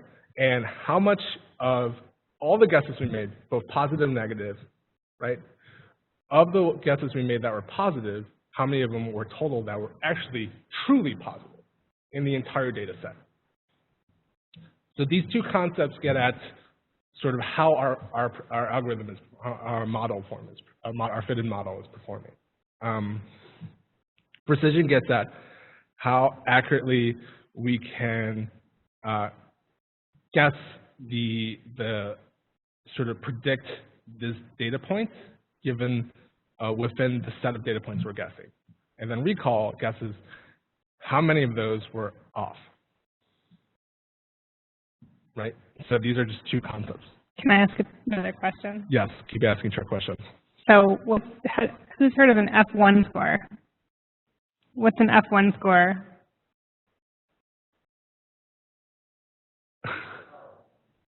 Or all the people and the internet, the interwebs, and the people in the room, what's an F1 score?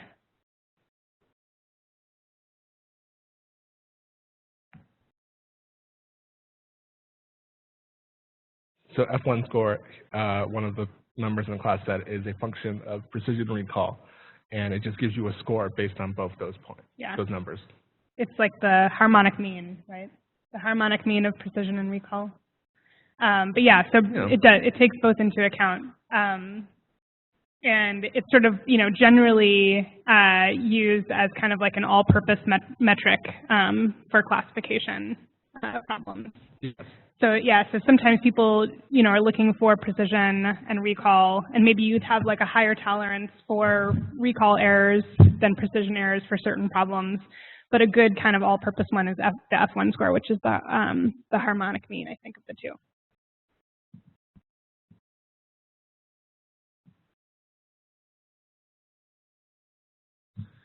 And the next set of concepts we're going to cover, for people who've used regression before, this is probably really familiar, is mean squared error and the coefficient of determination, or R squared. How many, can anybody, has anybody heard of mean squared error? Right. Hopefully most of the class has. And it's a very simple, it's just the L2 distance, right, error from your prediction and the actual true observation, right, the average of that. And the coefficient of determination is often,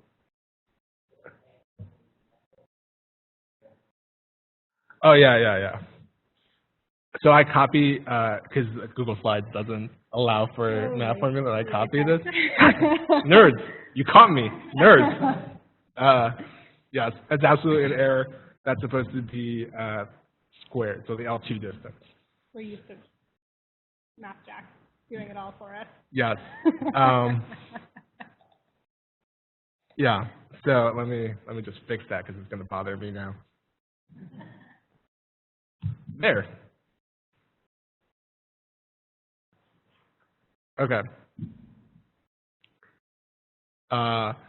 So the coefficient of determination is it's a estimate that sort of describes how much of the variance from your dependent variables, your feature set, your data set, can be explained, or opposite, sorry. How much of the variance in your final labels or your final prediction can be explained by all your feature sets. And sort of the R squared ranges from 0 to 1, and in regression, if it's a perfect fit, it's a 1. And you're probably familiar with, as you're doing regression, how good is the R squared? These are just sort of different estimates and statistics that sort of get at model evaluation for different forms. Can the coefficient of determination ever be negative?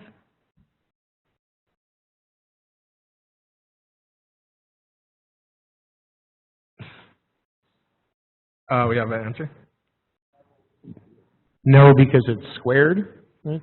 So that was a trick question. Yeah, I think it shouldn't be. It shouldn't ever be negative. But in Scikit-learn, sometimes you will get negative coefficients of determination. So I just want to let you know, just so that you're prepared.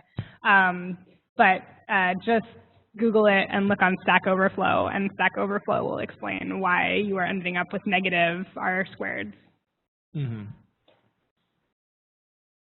I think it's really counterintuitive. That's why I brought it up. Is it because of like some special? Yeah. Okay. It's Yeah. a Python thing. Yeah. Yeah, it's not a precision. So yeah, that's a good point. I actually didn't know that, which is interesting. I'm gonna try to see if I can get a negative R squared now. Should be funny. Yeah, it's generally like if you're fitting nonlinear functions. But Okay. anyway, just look it up, and Stack Overflow is how I figured out how to interpret negative R squared.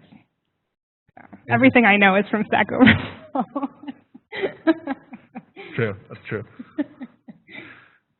Everything I know is from Yahoo Answers. Okay, so and sort of the last thing we want to talk about is sort of visual analytics. Sort of, Rebecca mentioned she's a visual learner.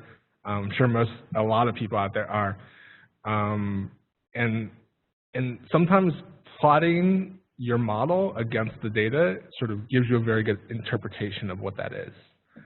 if you can sort of reduce it into a two-dimensional plot.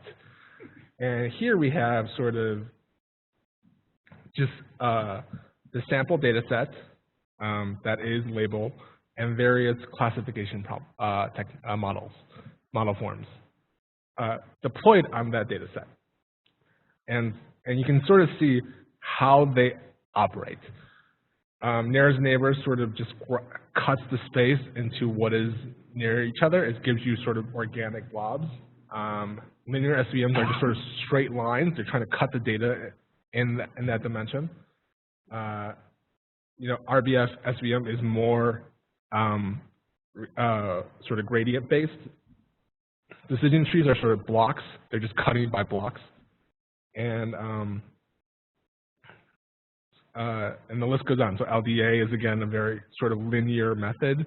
QDA is much more as a quadratic method of that. So you sort of see how those classifiers typically try to break up the data set. And that gives you a very good intuition. So if you can ever look at that, that's the recommendation, is that gives you a ton of information besides the statistics that you're measuring on how your classifier is doing. So, okay, another question. How do you evaluate unsupervised techniques? How do you know if you clustered good? Excellent English. This is my major. Yeah. Anybody want to venture a guess?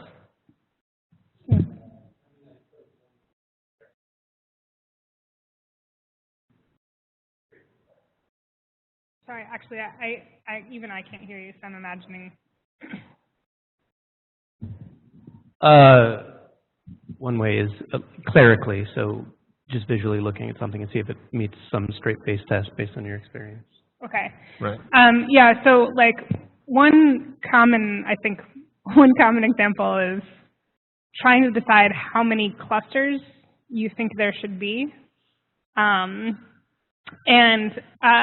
plotting is frequently really helpful with that because, maybe it seems like, picking a K, like a number of clusters that's, 30 or 40 seems good, but then when you plot it and you realize that some of the clusters are really small or not really meaningful or not very interesting, it might kind of make you rethink how many clusters you've added in as a parameter to your function, and maybe you pick a smaller number of clusters that are more interpretable.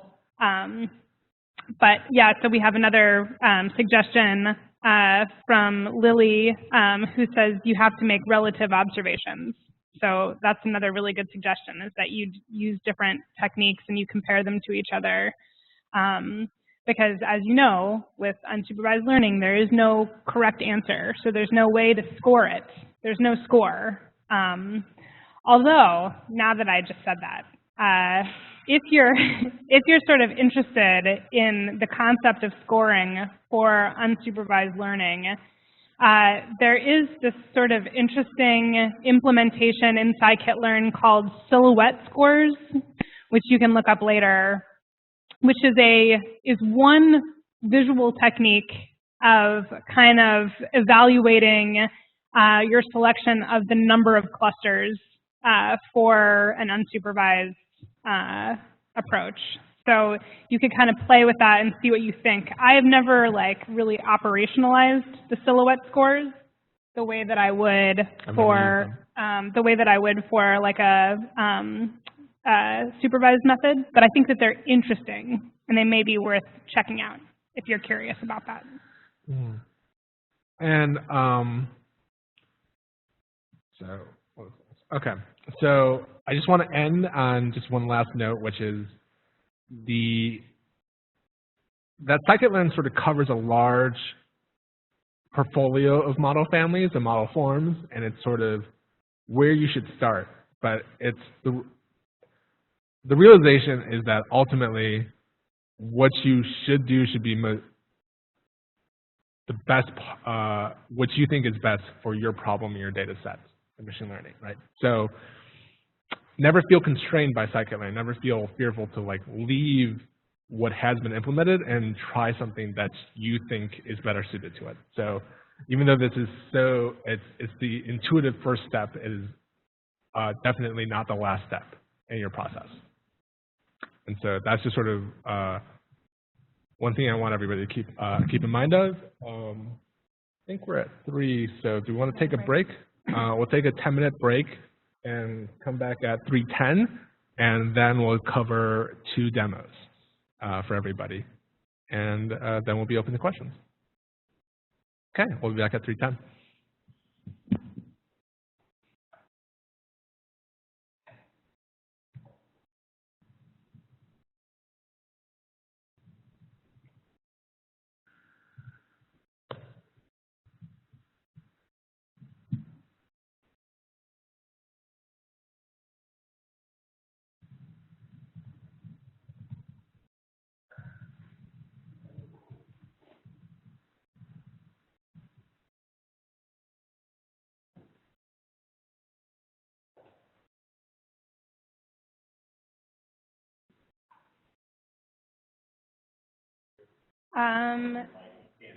So the easiest.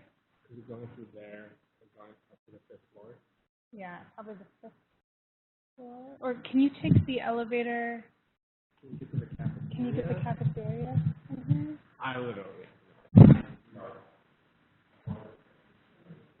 You can ask one of the librarians. Oh, that's yeah. They'll know.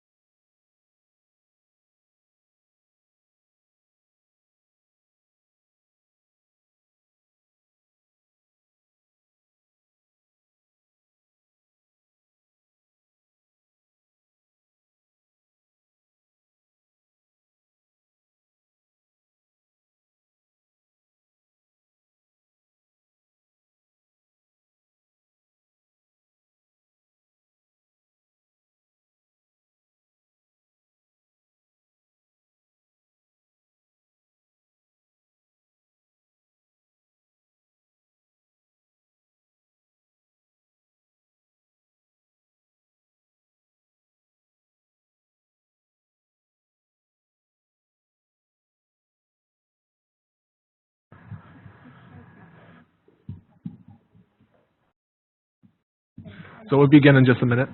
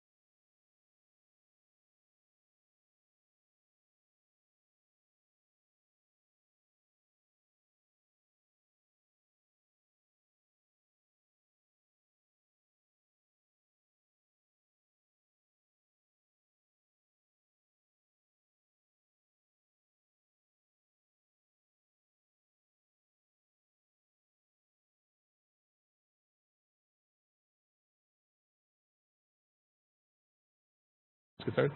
Yeah. Okay. So we're going to get started again, and the next portion of the class are just two demos. One I'll be going over is a clustering demo, and then the one Rebecca will be going over is a logistic regression demo. Yes. Okay. So let me pull that up. And again, this will be available after class. We'll post it and we'll send out the link. So don't worry. We're just going to run through. Is this visible to everybody, or should I make this a little bigger? How's that?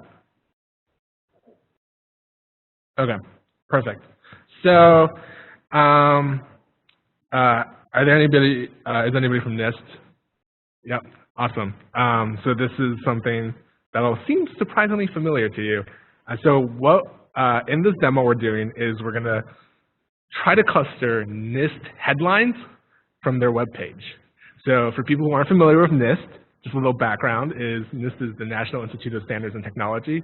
Correct me if I got that acronym wrong. And it has multiple research centers. For people who aren't familiar with NIST, it has sort of divided into different parts. And sort of these are just some of them. You have like nanoscale technology, engineering lab, and so on. I'm sure this is not the full list. There's way more. But what makes this sort of a nice example is that we have a sort of a nice baseline. NIST is sort of divided into different parts, there's different topic domains, right?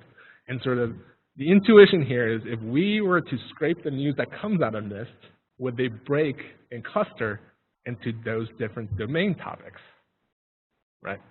And so that gives us a nice guideline for the number of clusters we should be doing too, right? Which is also a problem often for k-means or for any clustering algorithm.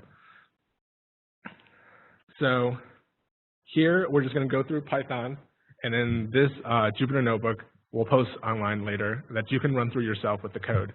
We're going to scrape the NIST website, get all the headlines and the I think it's like the first sentence stinger also on the search results from those headlines. We're going to do some TF-IDF or bag of words processing on it, and then we're going to do k-means clustering to get us hopefully some topics, the major topics that come out of NIST. And that's, we're also going to look at it visually to see if we can sort of figure out what are the sort of the common words that are coming out of NIST. If we can figure it out, if it's intuitively makes sense to cluster this. So here we have just the packages that we're going to use. XML is to process XML is to process XML and HTML as a package, and for people who are running on Macs, you need Xcode installed. We're going to use request, which is just to process HTTP requests. Feature has a print function that's really nice, and we're going to use Scikit-learn, which is here we're going to use three of its methods. It's a TF-IDF vectorizer, which if you'll remember before is a transformer on data. K-means, which is a estimator, and mini-batch k-means, which is also an estimator. We're going to run through those. And time, just to time how long all these things take. word cloud and matplotlib just to visualize all the data set, all the headlines and the words we're getting to see what they look like, how they fit against each other. So first thing we do in Python is here we import all the packages we just listed above and specify what we want. And you'll see it's very simple. We link to the documentation above. So anytime you're unclear in the notebook, you can just click on the documentation and go through and see what's actually happening. And the next thing we do is we build the list of headlines and descriptions. And so here we're looking at the 2014 year in NIST, all the news from January 1st to December 31st, 2014. And I was super worried before this class that NIST had like a redesign of their website, which would have like messed this up. So I tested this morning just to make sure. But it still works. Thank God for governments not redesigning their websites. Oh, thank God. Thank God. Okay, so this may not work in the future. Run this code now. Right, so this code works for a limited time. But yeah, so it goes to this URL, and we parse it to take all the news headlines and the first description, the first line description of those headlines, and we collect it into just a Python list. And so how we do that is we use a request to get the HTTP request.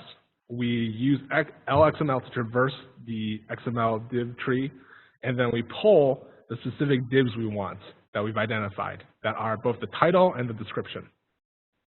And then we combine all that into just a single string for each news article. So you see here, this is what's happening. We're appending the headline and the description to news, which is a blank list before. And so we say print the last item we got.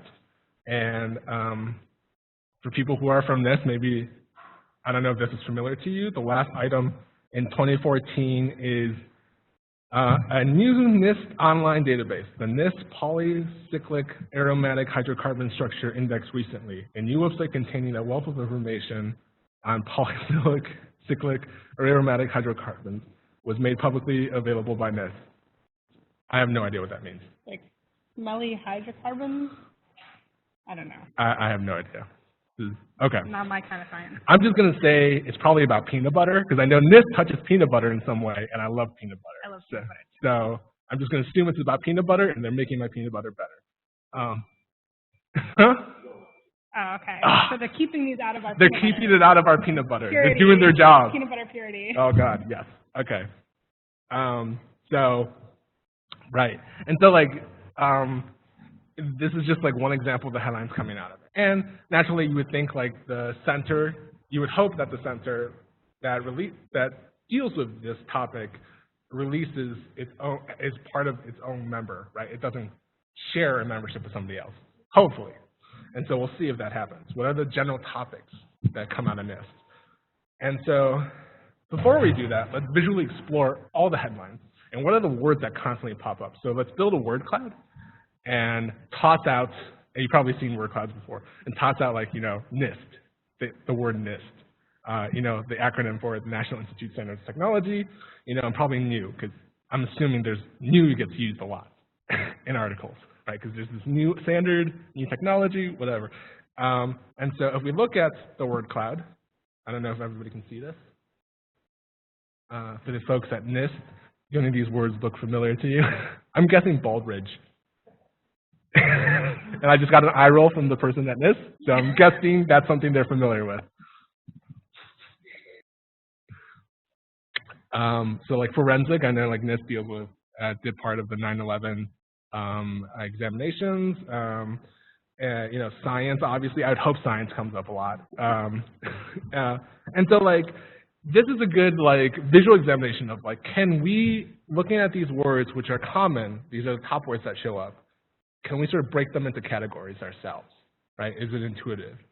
And you know, there are certain ones, right? I'm guessing Baldridge has like, is a major topic that happens at NIST, where a lot of headlines come out because it's like a giant word And I'm guessing like probably has to do with like, since it's a proper noun, probably has to do with an award or like excellence or something like that, and so on. And we can look at the smaller words, and sort of this is where machine learning comes into play.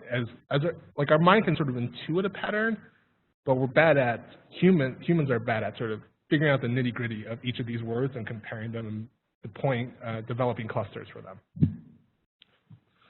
So the next thing we're going to do is we're going to take those strings and we're going to convert them into a TF-IDF matrix. And what is that? So that is TF-IDF is short for term frequency inverse document frequency. And all that means is we're going to count all the words in all the headlines and descriptions. We're going to count how often each word shows up. That's going to be the numerator. We're going to count how often that word shows up in that document. And each document is each news article. And that's the inverse document rate. That's the denominator. And so we're weighting positively how much it shows up overall, and we're weighting negatively how often it shows up across different articles, right? And sort of intuitively, what that means is we're looking for words that come up a lot, but not in a lot of articles, right? Like you'll assume on a website for NIST comes up a lot, which is true, but it also comes up pretty much in every single article. And so we don't want NIST because that's the entire organization. That doesn't tell us anything. So that's why we're waiting for how often it comes up against how often it comes up in every article. Okay? And so in Scikit-learn, or Scikit-learn, this is very easy. TF-IDF vectorizer is a transformer of the data. And so we called that earlier when we imported it. And here, what we're doing is giving it, if we look here, the input is news, so that's X. We're telling it the maximum document frequency we want to include, so how often can it happen across different articles, and we're saying 0.5. The minimum document frequency is 2. And we're going to pass some stop words to it. So words that we're just going to toss out overall, and English is one. And this is just from us having gone through and looked at the data. I'm guessing there's probably a language select somewhere or something, so English always gets scraped. But anyway, so we do that, and we run it, and we fit transform the news. So fit transform is just fitting the data and then also transforming that same data we passed, because this is the transformer. And what we get is a new matrix, and we'll call it X after traditional statistical notation. And that X is all the rows are every single term, right? And the features are every single article we've collected. Mm-hmm. So every column is every article we've scraped from in 2014. Every row is every single unique word we've observed from that list of articles. So you'll see here, n samples is the number of rows, and we have, what is that, 110,224. That makes sense. And we collected that from 112,197 articles in 2014. So that's a lot of articles from this. And now we're going to do the fun part, which is clustering. So we cheat a little bit, and NIST has 15 subject areas, right? I don't know if that's changed since we last looked this up. So we call k-means, and we're saying there's 15 subject areas. We're going to assume there's 15 different groups of news articles, types of news articles. And we're going to pass it 15 as k for k-means, and we're going to cluster on that. And we're going to specify here the maximum number of iterations before it stops, which is 100. And this is just to keep it from running forever. And so here, k is a parameter. So here we specify.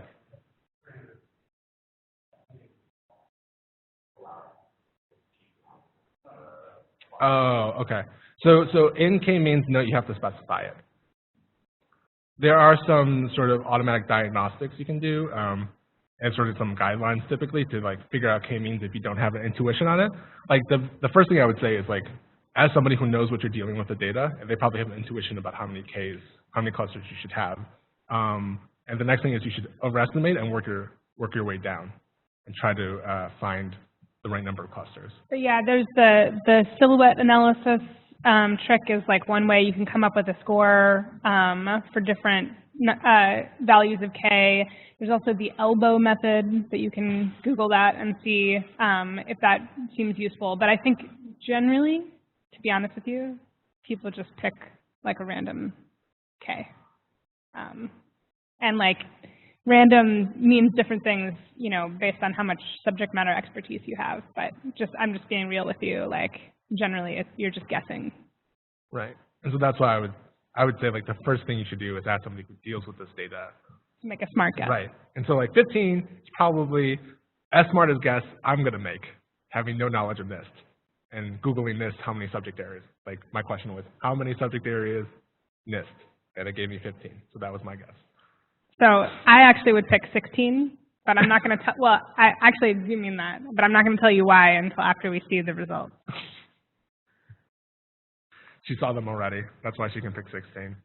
Okay.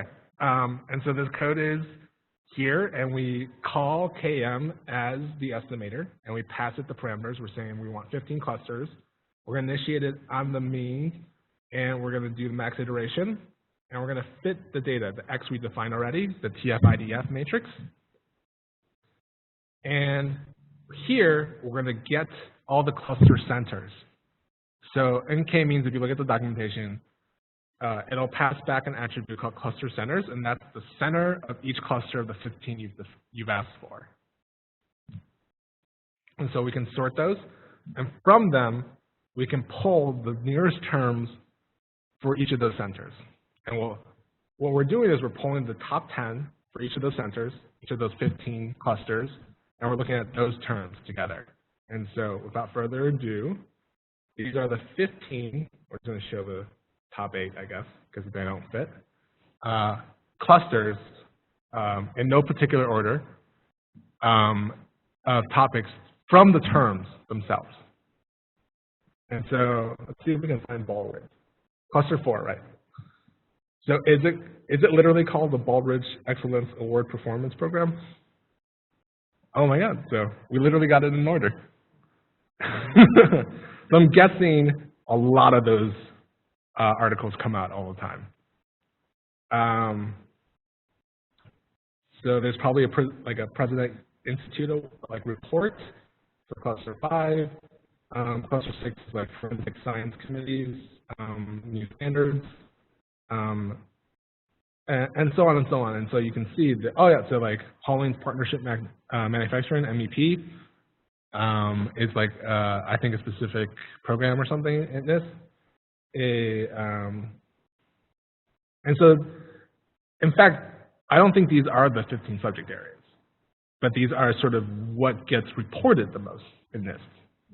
And these are sort of the broad overview groups. So like the next step in sort of the data science pipeline, the machine learning method would be to, like Rebecca said, probably pick a new cluster number, go back, sort of evaluate your model, see if you can have a different method. Maybe you can collect more data. Maybe if we poll 2015, we'll get better results also, and so on and so on. So it's like iterating.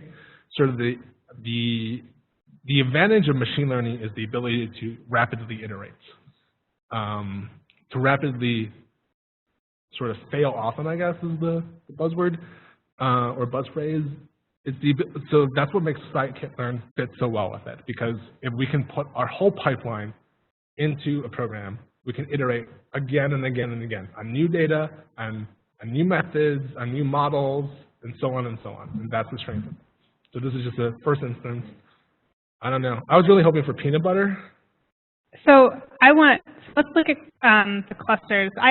I think like what's striking about this is even if they don't track exactly with the 12, I think is the interesting one.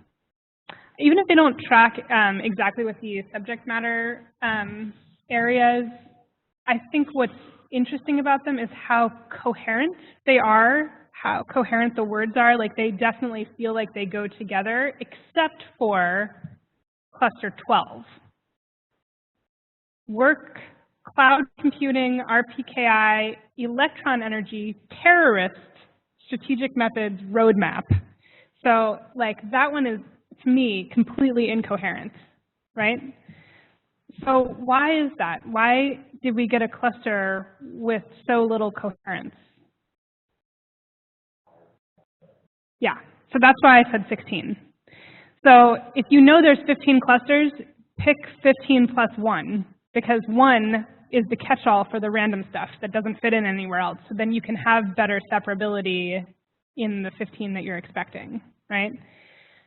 So that's sort of like the, that's a way to think about this. Like if you have an intuition that there's a certain n, maybe pick n plus 1, because the last one, the nth plus 1 one, can catch all of the garbage that you don't want to pollute your nice clean clusters. Just a thought. That's sort of a hacky way to look at it. It's not like a parameterized equation for selecting k. That's just my way. And so, like, this exercise sort of demonstrates typical, like, if we go to the NIST website right now, I believe, if you search under news, they are broken up by subject areas. And if you go, I think if you go to certain subject areas, you'll get almost no news. And if you go to the other ones, they're all the news. And so this exercise just sort of gives us a little brief peek of like, well, if we were to reorganize the news at NIST, sort of what I'm guessing they should have just a giant link to Baldridge, because there's so many articles about it. But yeah, so like this is just like a nice novel demo on clustering unsupervised methods. With that, I believe I took a little bit more time, but Rebecca will do the next demo, and then we'll open it up to questions. Okay. So I'm going to bear with us for a second as we pass control.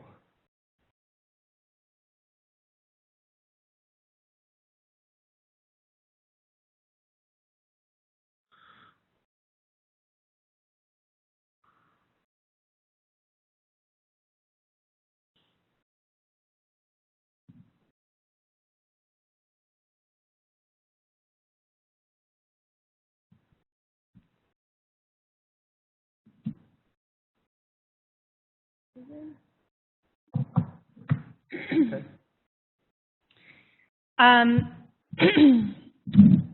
So the example that Star was showing us was an example of unsupervised learning.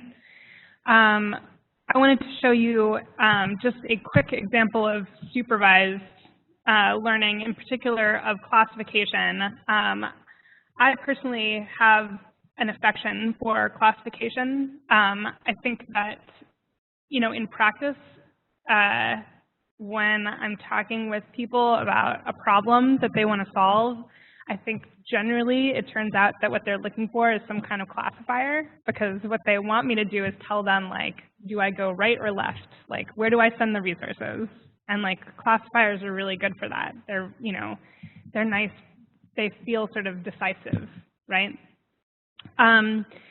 So as sort of an illustration of classification, for those of you who were in the data wrangling with pandas class, this is sort of a continuation of that. But even if you weren't, you can actually find all of this stuff on my GitHub, and we'll send these out after the class finishes up. But this is all public, so if you just like look on GitHub for Rebecca Bilbro, you'll find all of this stuff in a repo called Titanic. But basically, this is inspired by a Kaggle competition where the goal was to predict survival aboard the Titanic. And the data set is, it's a set where the instances are people who were passengers on the Titanic, and the features the columns are, attributes of those passengers. So things like, their, what class they were in, what ship class they were in, what their name was, what their gender was, how old they were, whether or not they had siblings or spouses with them, whether or not they had parents or children with them, how much they paid for their ticket. So as you can imagine, probably some of those things would likely predict survival, right? So, if you had to guess, what would your intuition be about which of those features are predictive of survival? I closed out the chat, but if you want to bring up the chat on yours, in case people have suggestions. Any guesses? Yeah. Who's seen the movie Titanic? Yeah. Yeah. It's right. So the people with money were more likely to survive. Women were more likely to survive. They tried to save the babies, right? So there are some, this is a good example when you're getting started with classification, because there's some sort of good intuition about which features are going to be predictive. So I'm going to show you how in Scikit-learn you would do this. So basically, we've got this data set. We talked about how we could really just create a model using our intuition. So you can do that with just pandas and not use any Scikit-learn at all. And you could say, well, let's just assume that if you were female, that you survived, and that if you were male, that you perished. And so actually, if you use that as your mechanism for prediction, your score is not terrible. You actually get pretty close to getting it correct. So the question is, if we add in another feature, not just sex, but also maybe age, or how much you paid for your ticket or something, how much better can we do than that? So if we kind of use the naive case where we're just using gender as our benchmark, how much better can we do? And I think that that's a really useful thing to think about when you're doing these these implementations of machine learning algorithms, is thinking about what's your baseline, what score are you trying to beat? Because there's a lot of sort of competition in the machine learning community about having the best F1 score or the best coefficient of determination. But really, the score you're trying to beat is the last score that you got. You're just trying to do better than the last score you got. And if the last score you got is something that you did with people, maybe even getting the same score is good enough if you can automate it, if you can make it fast, if you can do it with a computer really fast, faster than a human could do it manually. So in Scikit-learn, one of the things that you'll have to do is, if you've got any data that's not numeric, you will have to convert it. So here we can see, for instance, the sex column, we've got strings instead of numbers, right? So we can't have those for, when we pass those into Scikit-learn, we're going to have to convert those. So you can use a label encoder to do that. You can build a custom label encoder for categoricals like that. Here, I'm just making a very simple map. So if you know the .map syntax in Python, you can just create a map that maps male to 0, female to 1. Not that I'm biased or anything. And then I am deliberately dropping a couple of the fields that I kind of intuit are going to be less useful. Here, I'm dropping cabin and where people embarked from. And the reason for that is because if you've taken the initial class, the Wrangling with Pandas class, you know that there's a lot of missing values there, enough that imputing is probably not going to get you very far. And then I also dropped the name column just because names take a lot of work to do feature extraction on. But actually you could do, there's some very interesting things you could do with the names. Like the salutations are kind of interesting. Like if somebody is a master versus a mister, master is actually ends up being a proxy for age, because they only spoke of somebody as a master if they were under the age of 13 or something like that. So if you have a missing value in age, but you know that the person's name is Master Reginald III or whatever, then you know that they're probably under 13. But anyway, for now, we just kind of drop those things. So here's where we get to the model, the logistic regression model. So how does logistic regression work? It's going to mathematically calculate the decision boundary between possibilities, and it's going to look for a straight line that represents a cutoff that most accurately represents the training data that we have. So you've seen this sort of import statement before. This is a little bit different from what we showed you in the slides. So in the slides, we showed you import from, so we said from Scikit-learn import SVM. So basically the syntax was from Scikit-learn import whatever the model family is. But you can also use dot notation to get at the model form directly, right? So you can say from Scikit-learn dot model family, whatever the model family is, like linear models or SVM, import the model form that you want. So here I'm directly importing logistic regression. So what that means is that in output 13, in the output of 13 or in box 13, I don't have to use dot notation there. So I can just say, I can go directly to instantiating a logistic regression model without saying linear underscore model dot logistic regression. And as you know, Python programmers are very lazy, and so we tend to use import statements to shortcut things later on for ourselves. So that's why my writing is a little bit different from what we showed you in the slides, but just kind of keep that in mind. So in 11, we are importing the model family and form that we're going to use. In 12, I'm doing all of this processing work. I'm using pandas here because this is a continuation of a pandas lecture. It's really, what you use here is some kind of transformer, so you can hit line and do this in a repeatable fashion, right? Then we instantiate, we initialize our algorithm, the logistic regression, and in 14, we specifically subset our data frame and tell pandas what part of our data frame is going to be our predictors, our big X, and which part is going to be our labels, our small y, right? So the predictors are, we're going to use p-class, sex, age, and whether there were siblings and spouses present. And then obviously our label is whether or not the passenger survived. So we call fit, lr.fit, on our predictors with the expected value as the labels. And then we call predict, and we assign the result of predict to a new variable. So we've got now our predictions.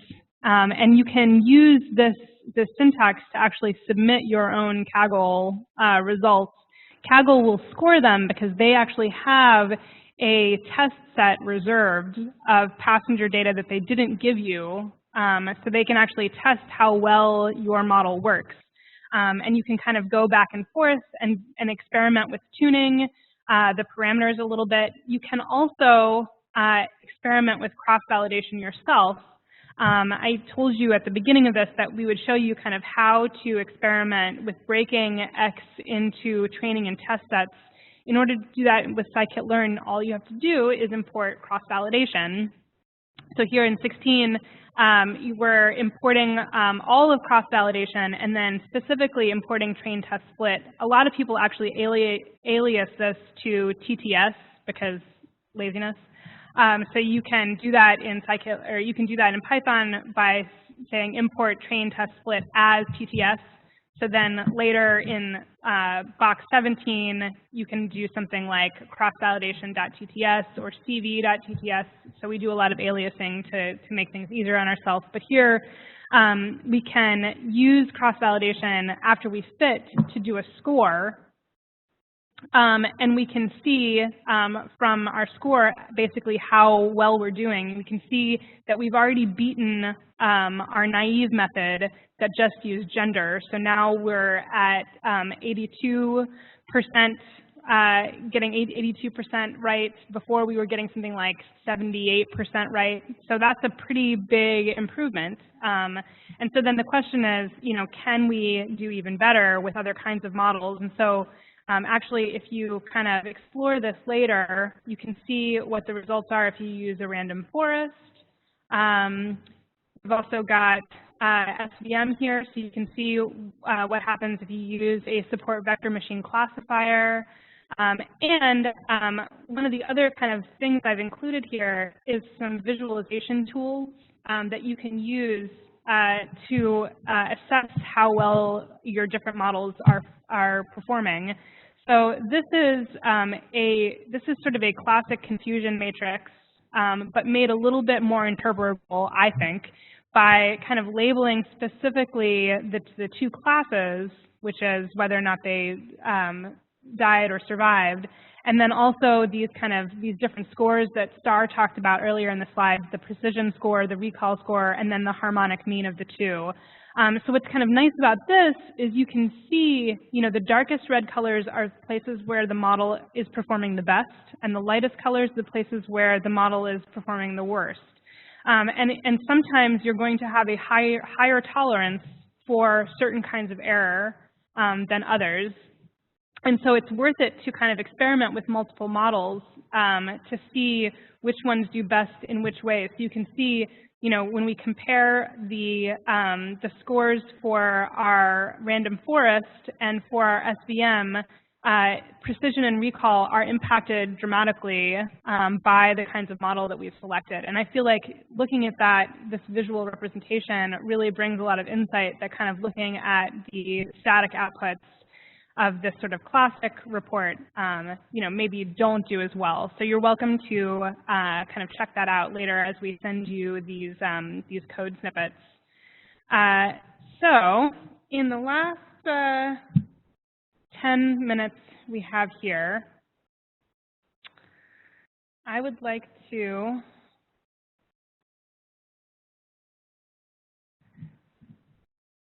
say a little bit about how to operationalize machine learning. So for a lot of you, to be honest, this probably won't come up, at least not right away. Probably most of you are going to use machine learning, are you going to use Scikit-learn for research and experimentation, and that's fine. But I think it's useful to think about how you would wrap machine learning into an entire application. So we've talked about this a little bit. We actually are working now on a tutorial about how to operationalize machine learning for a census data set that you can use census data to use like demographics to predict income level. So that's going to be coming out soon. We're going to publish it on the Commerce Data Usability project. Are people aware of the Commerce Data Usability project? I'm not sure. So maybe we can make sure we send out a link to the CDUP page, and maybe we could post it also on the chat.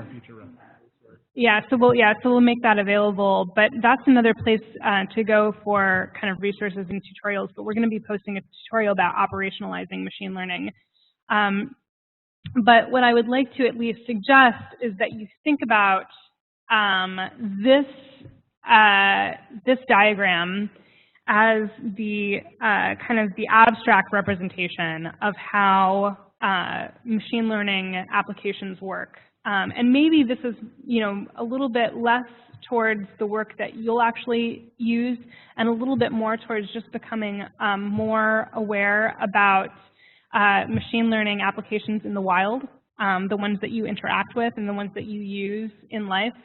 But basically what we've been talking about so far is this dark green portion, this build phase. We've been talking about feeding training data in, you know, and feeding it into this estimator, feeding the labels in separately. So, you know, how does this actually work in an application, in like a commercial application, let's say?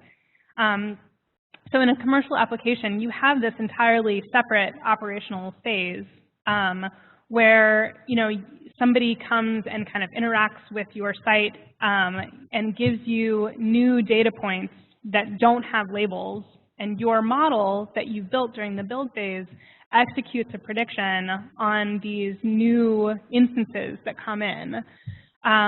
You know, ideally, this application also has some way of rebuilding the build phase over time, because probably most of you are aware that, you know, a lot of these kind of predictive models are sort of, they expire, their utility expires. So data changes, you know, so we need to kind of have that sensitivity to change our model over time, to adjust. And so you want to kind of come up with some way to rebuild the data, and you want to definitely be re-ingesting new data all the time. So as new data comes in this operational phase, you know, we don't want to throw it away. So when people enter their data and you give them the prediction, you want to make sure that the new data that you've gotten from them gets logged somewhere, so that when you do a rebuild, that's going in to the build phase the next time, right? And so you can actually even weight data. So based on how old it is, you can give it less weight in how much it impacts the predictive model. So you can kind of think about how that would help contribute to a robust application that's, you know, sensitive to change over time.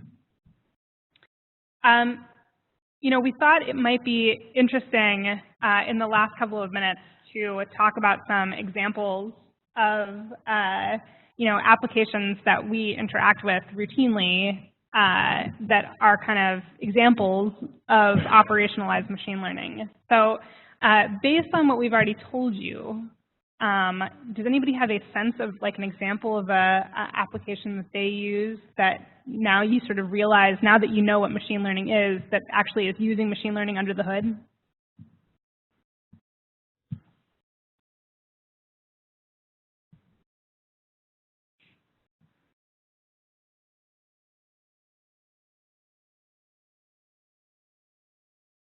Say again? I don't have it open. Do you have the chat open? Yeah. So people from the chat are saying search engines, obviously. That's a typical one. Yeah. In fact, you know, different search engines use very different machine learning techniques. Like, for instance, Google and Bing use completely different algorithms. Both of them are using NLP machine learning techniques, so neither of them are using Scikit-learn. But yeah, that's a good example. Other examples that people can imagine are probably using machine learning under the hood? Yeah, so recommender systems. Right. That's a sort of terrific example because it's hugely popular right now. You know, people love recommender systems, and there's a lot of really good ones.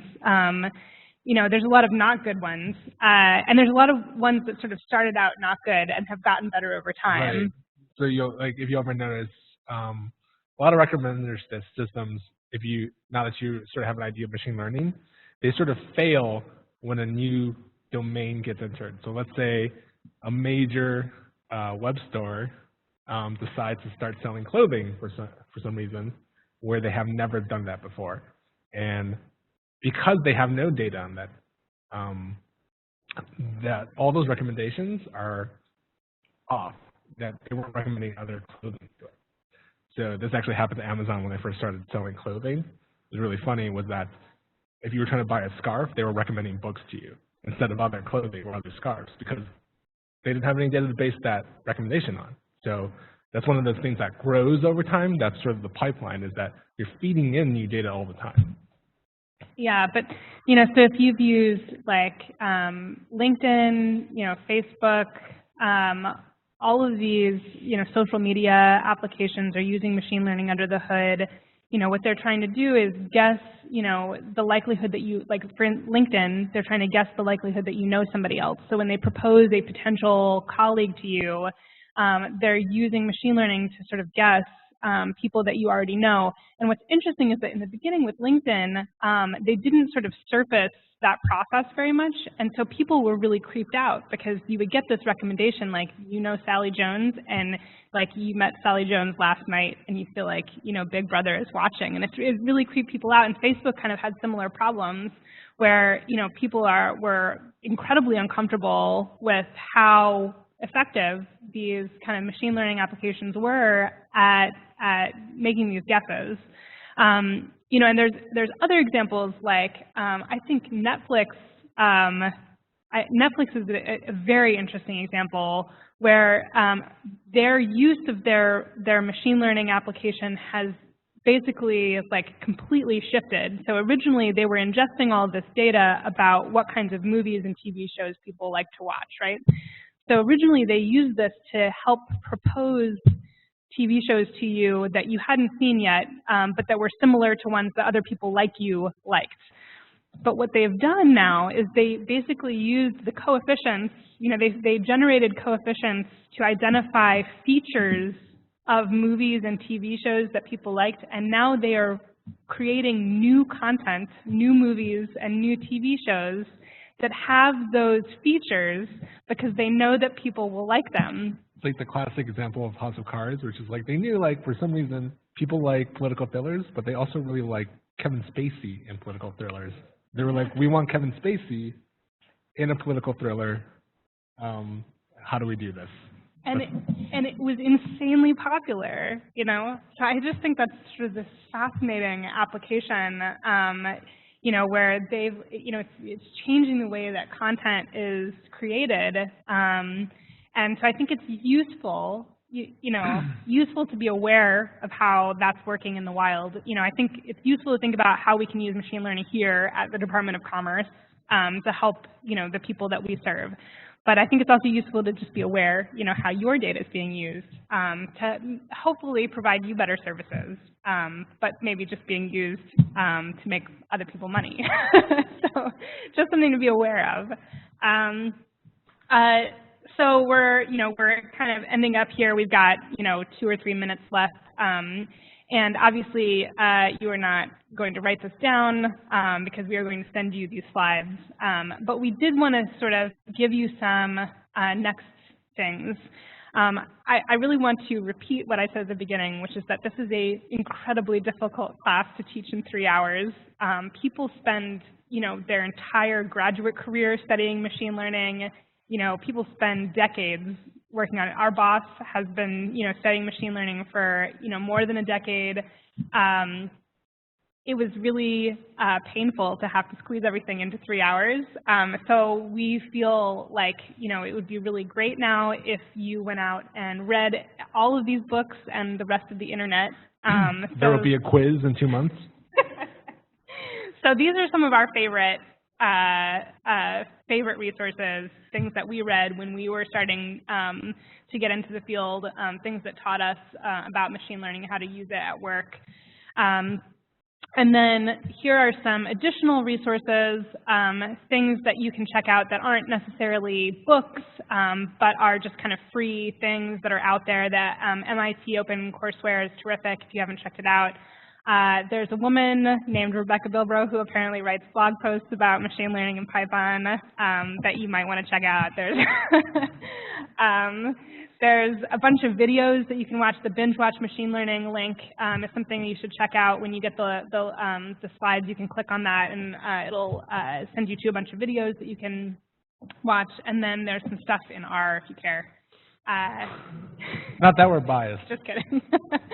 And then some of these are websites that we've already mentioned, but these are places that we go to get information to figure out what people are doing in data science generally, and in machine learning in particular. Stack Overflow is terrific. District Data Labs is a place where I put a lot of blog posts. about machine learning and other data science topics. There's also KD Nuggets, which probably some of you already know about, Coursera. And then reading books is recommended. The library now has many of these O'Reilly books available. I strongly suggest checking those out. It's really awesome that the library is making these available for us to use in our learning. I want to give a quick shout out to the people who taught me about data science. So these are my professors for when I was kind of learning about data science and machine learning. So I just want to thank them. I did borrow some of their slides for this. So special thanks to Benjamin Bangfort and Alan Lice. You can follow them on Twitter. And also check out their GitHub repositories. They are awesome. They have a bunch of really cool Python code that you can use. They've made a lot of stuff open source. So you can use that to get started on your own projects. And if you have questions, email us at dataacademy@doc.gov. And thanks very much for coming today. It was nice to see you all. And just one last reminder for people who are in the class in person, if you have not signed up on the sign-up form, please sign up. And yeah, we will post the recording and the links to these as soon as they're available. Thank you.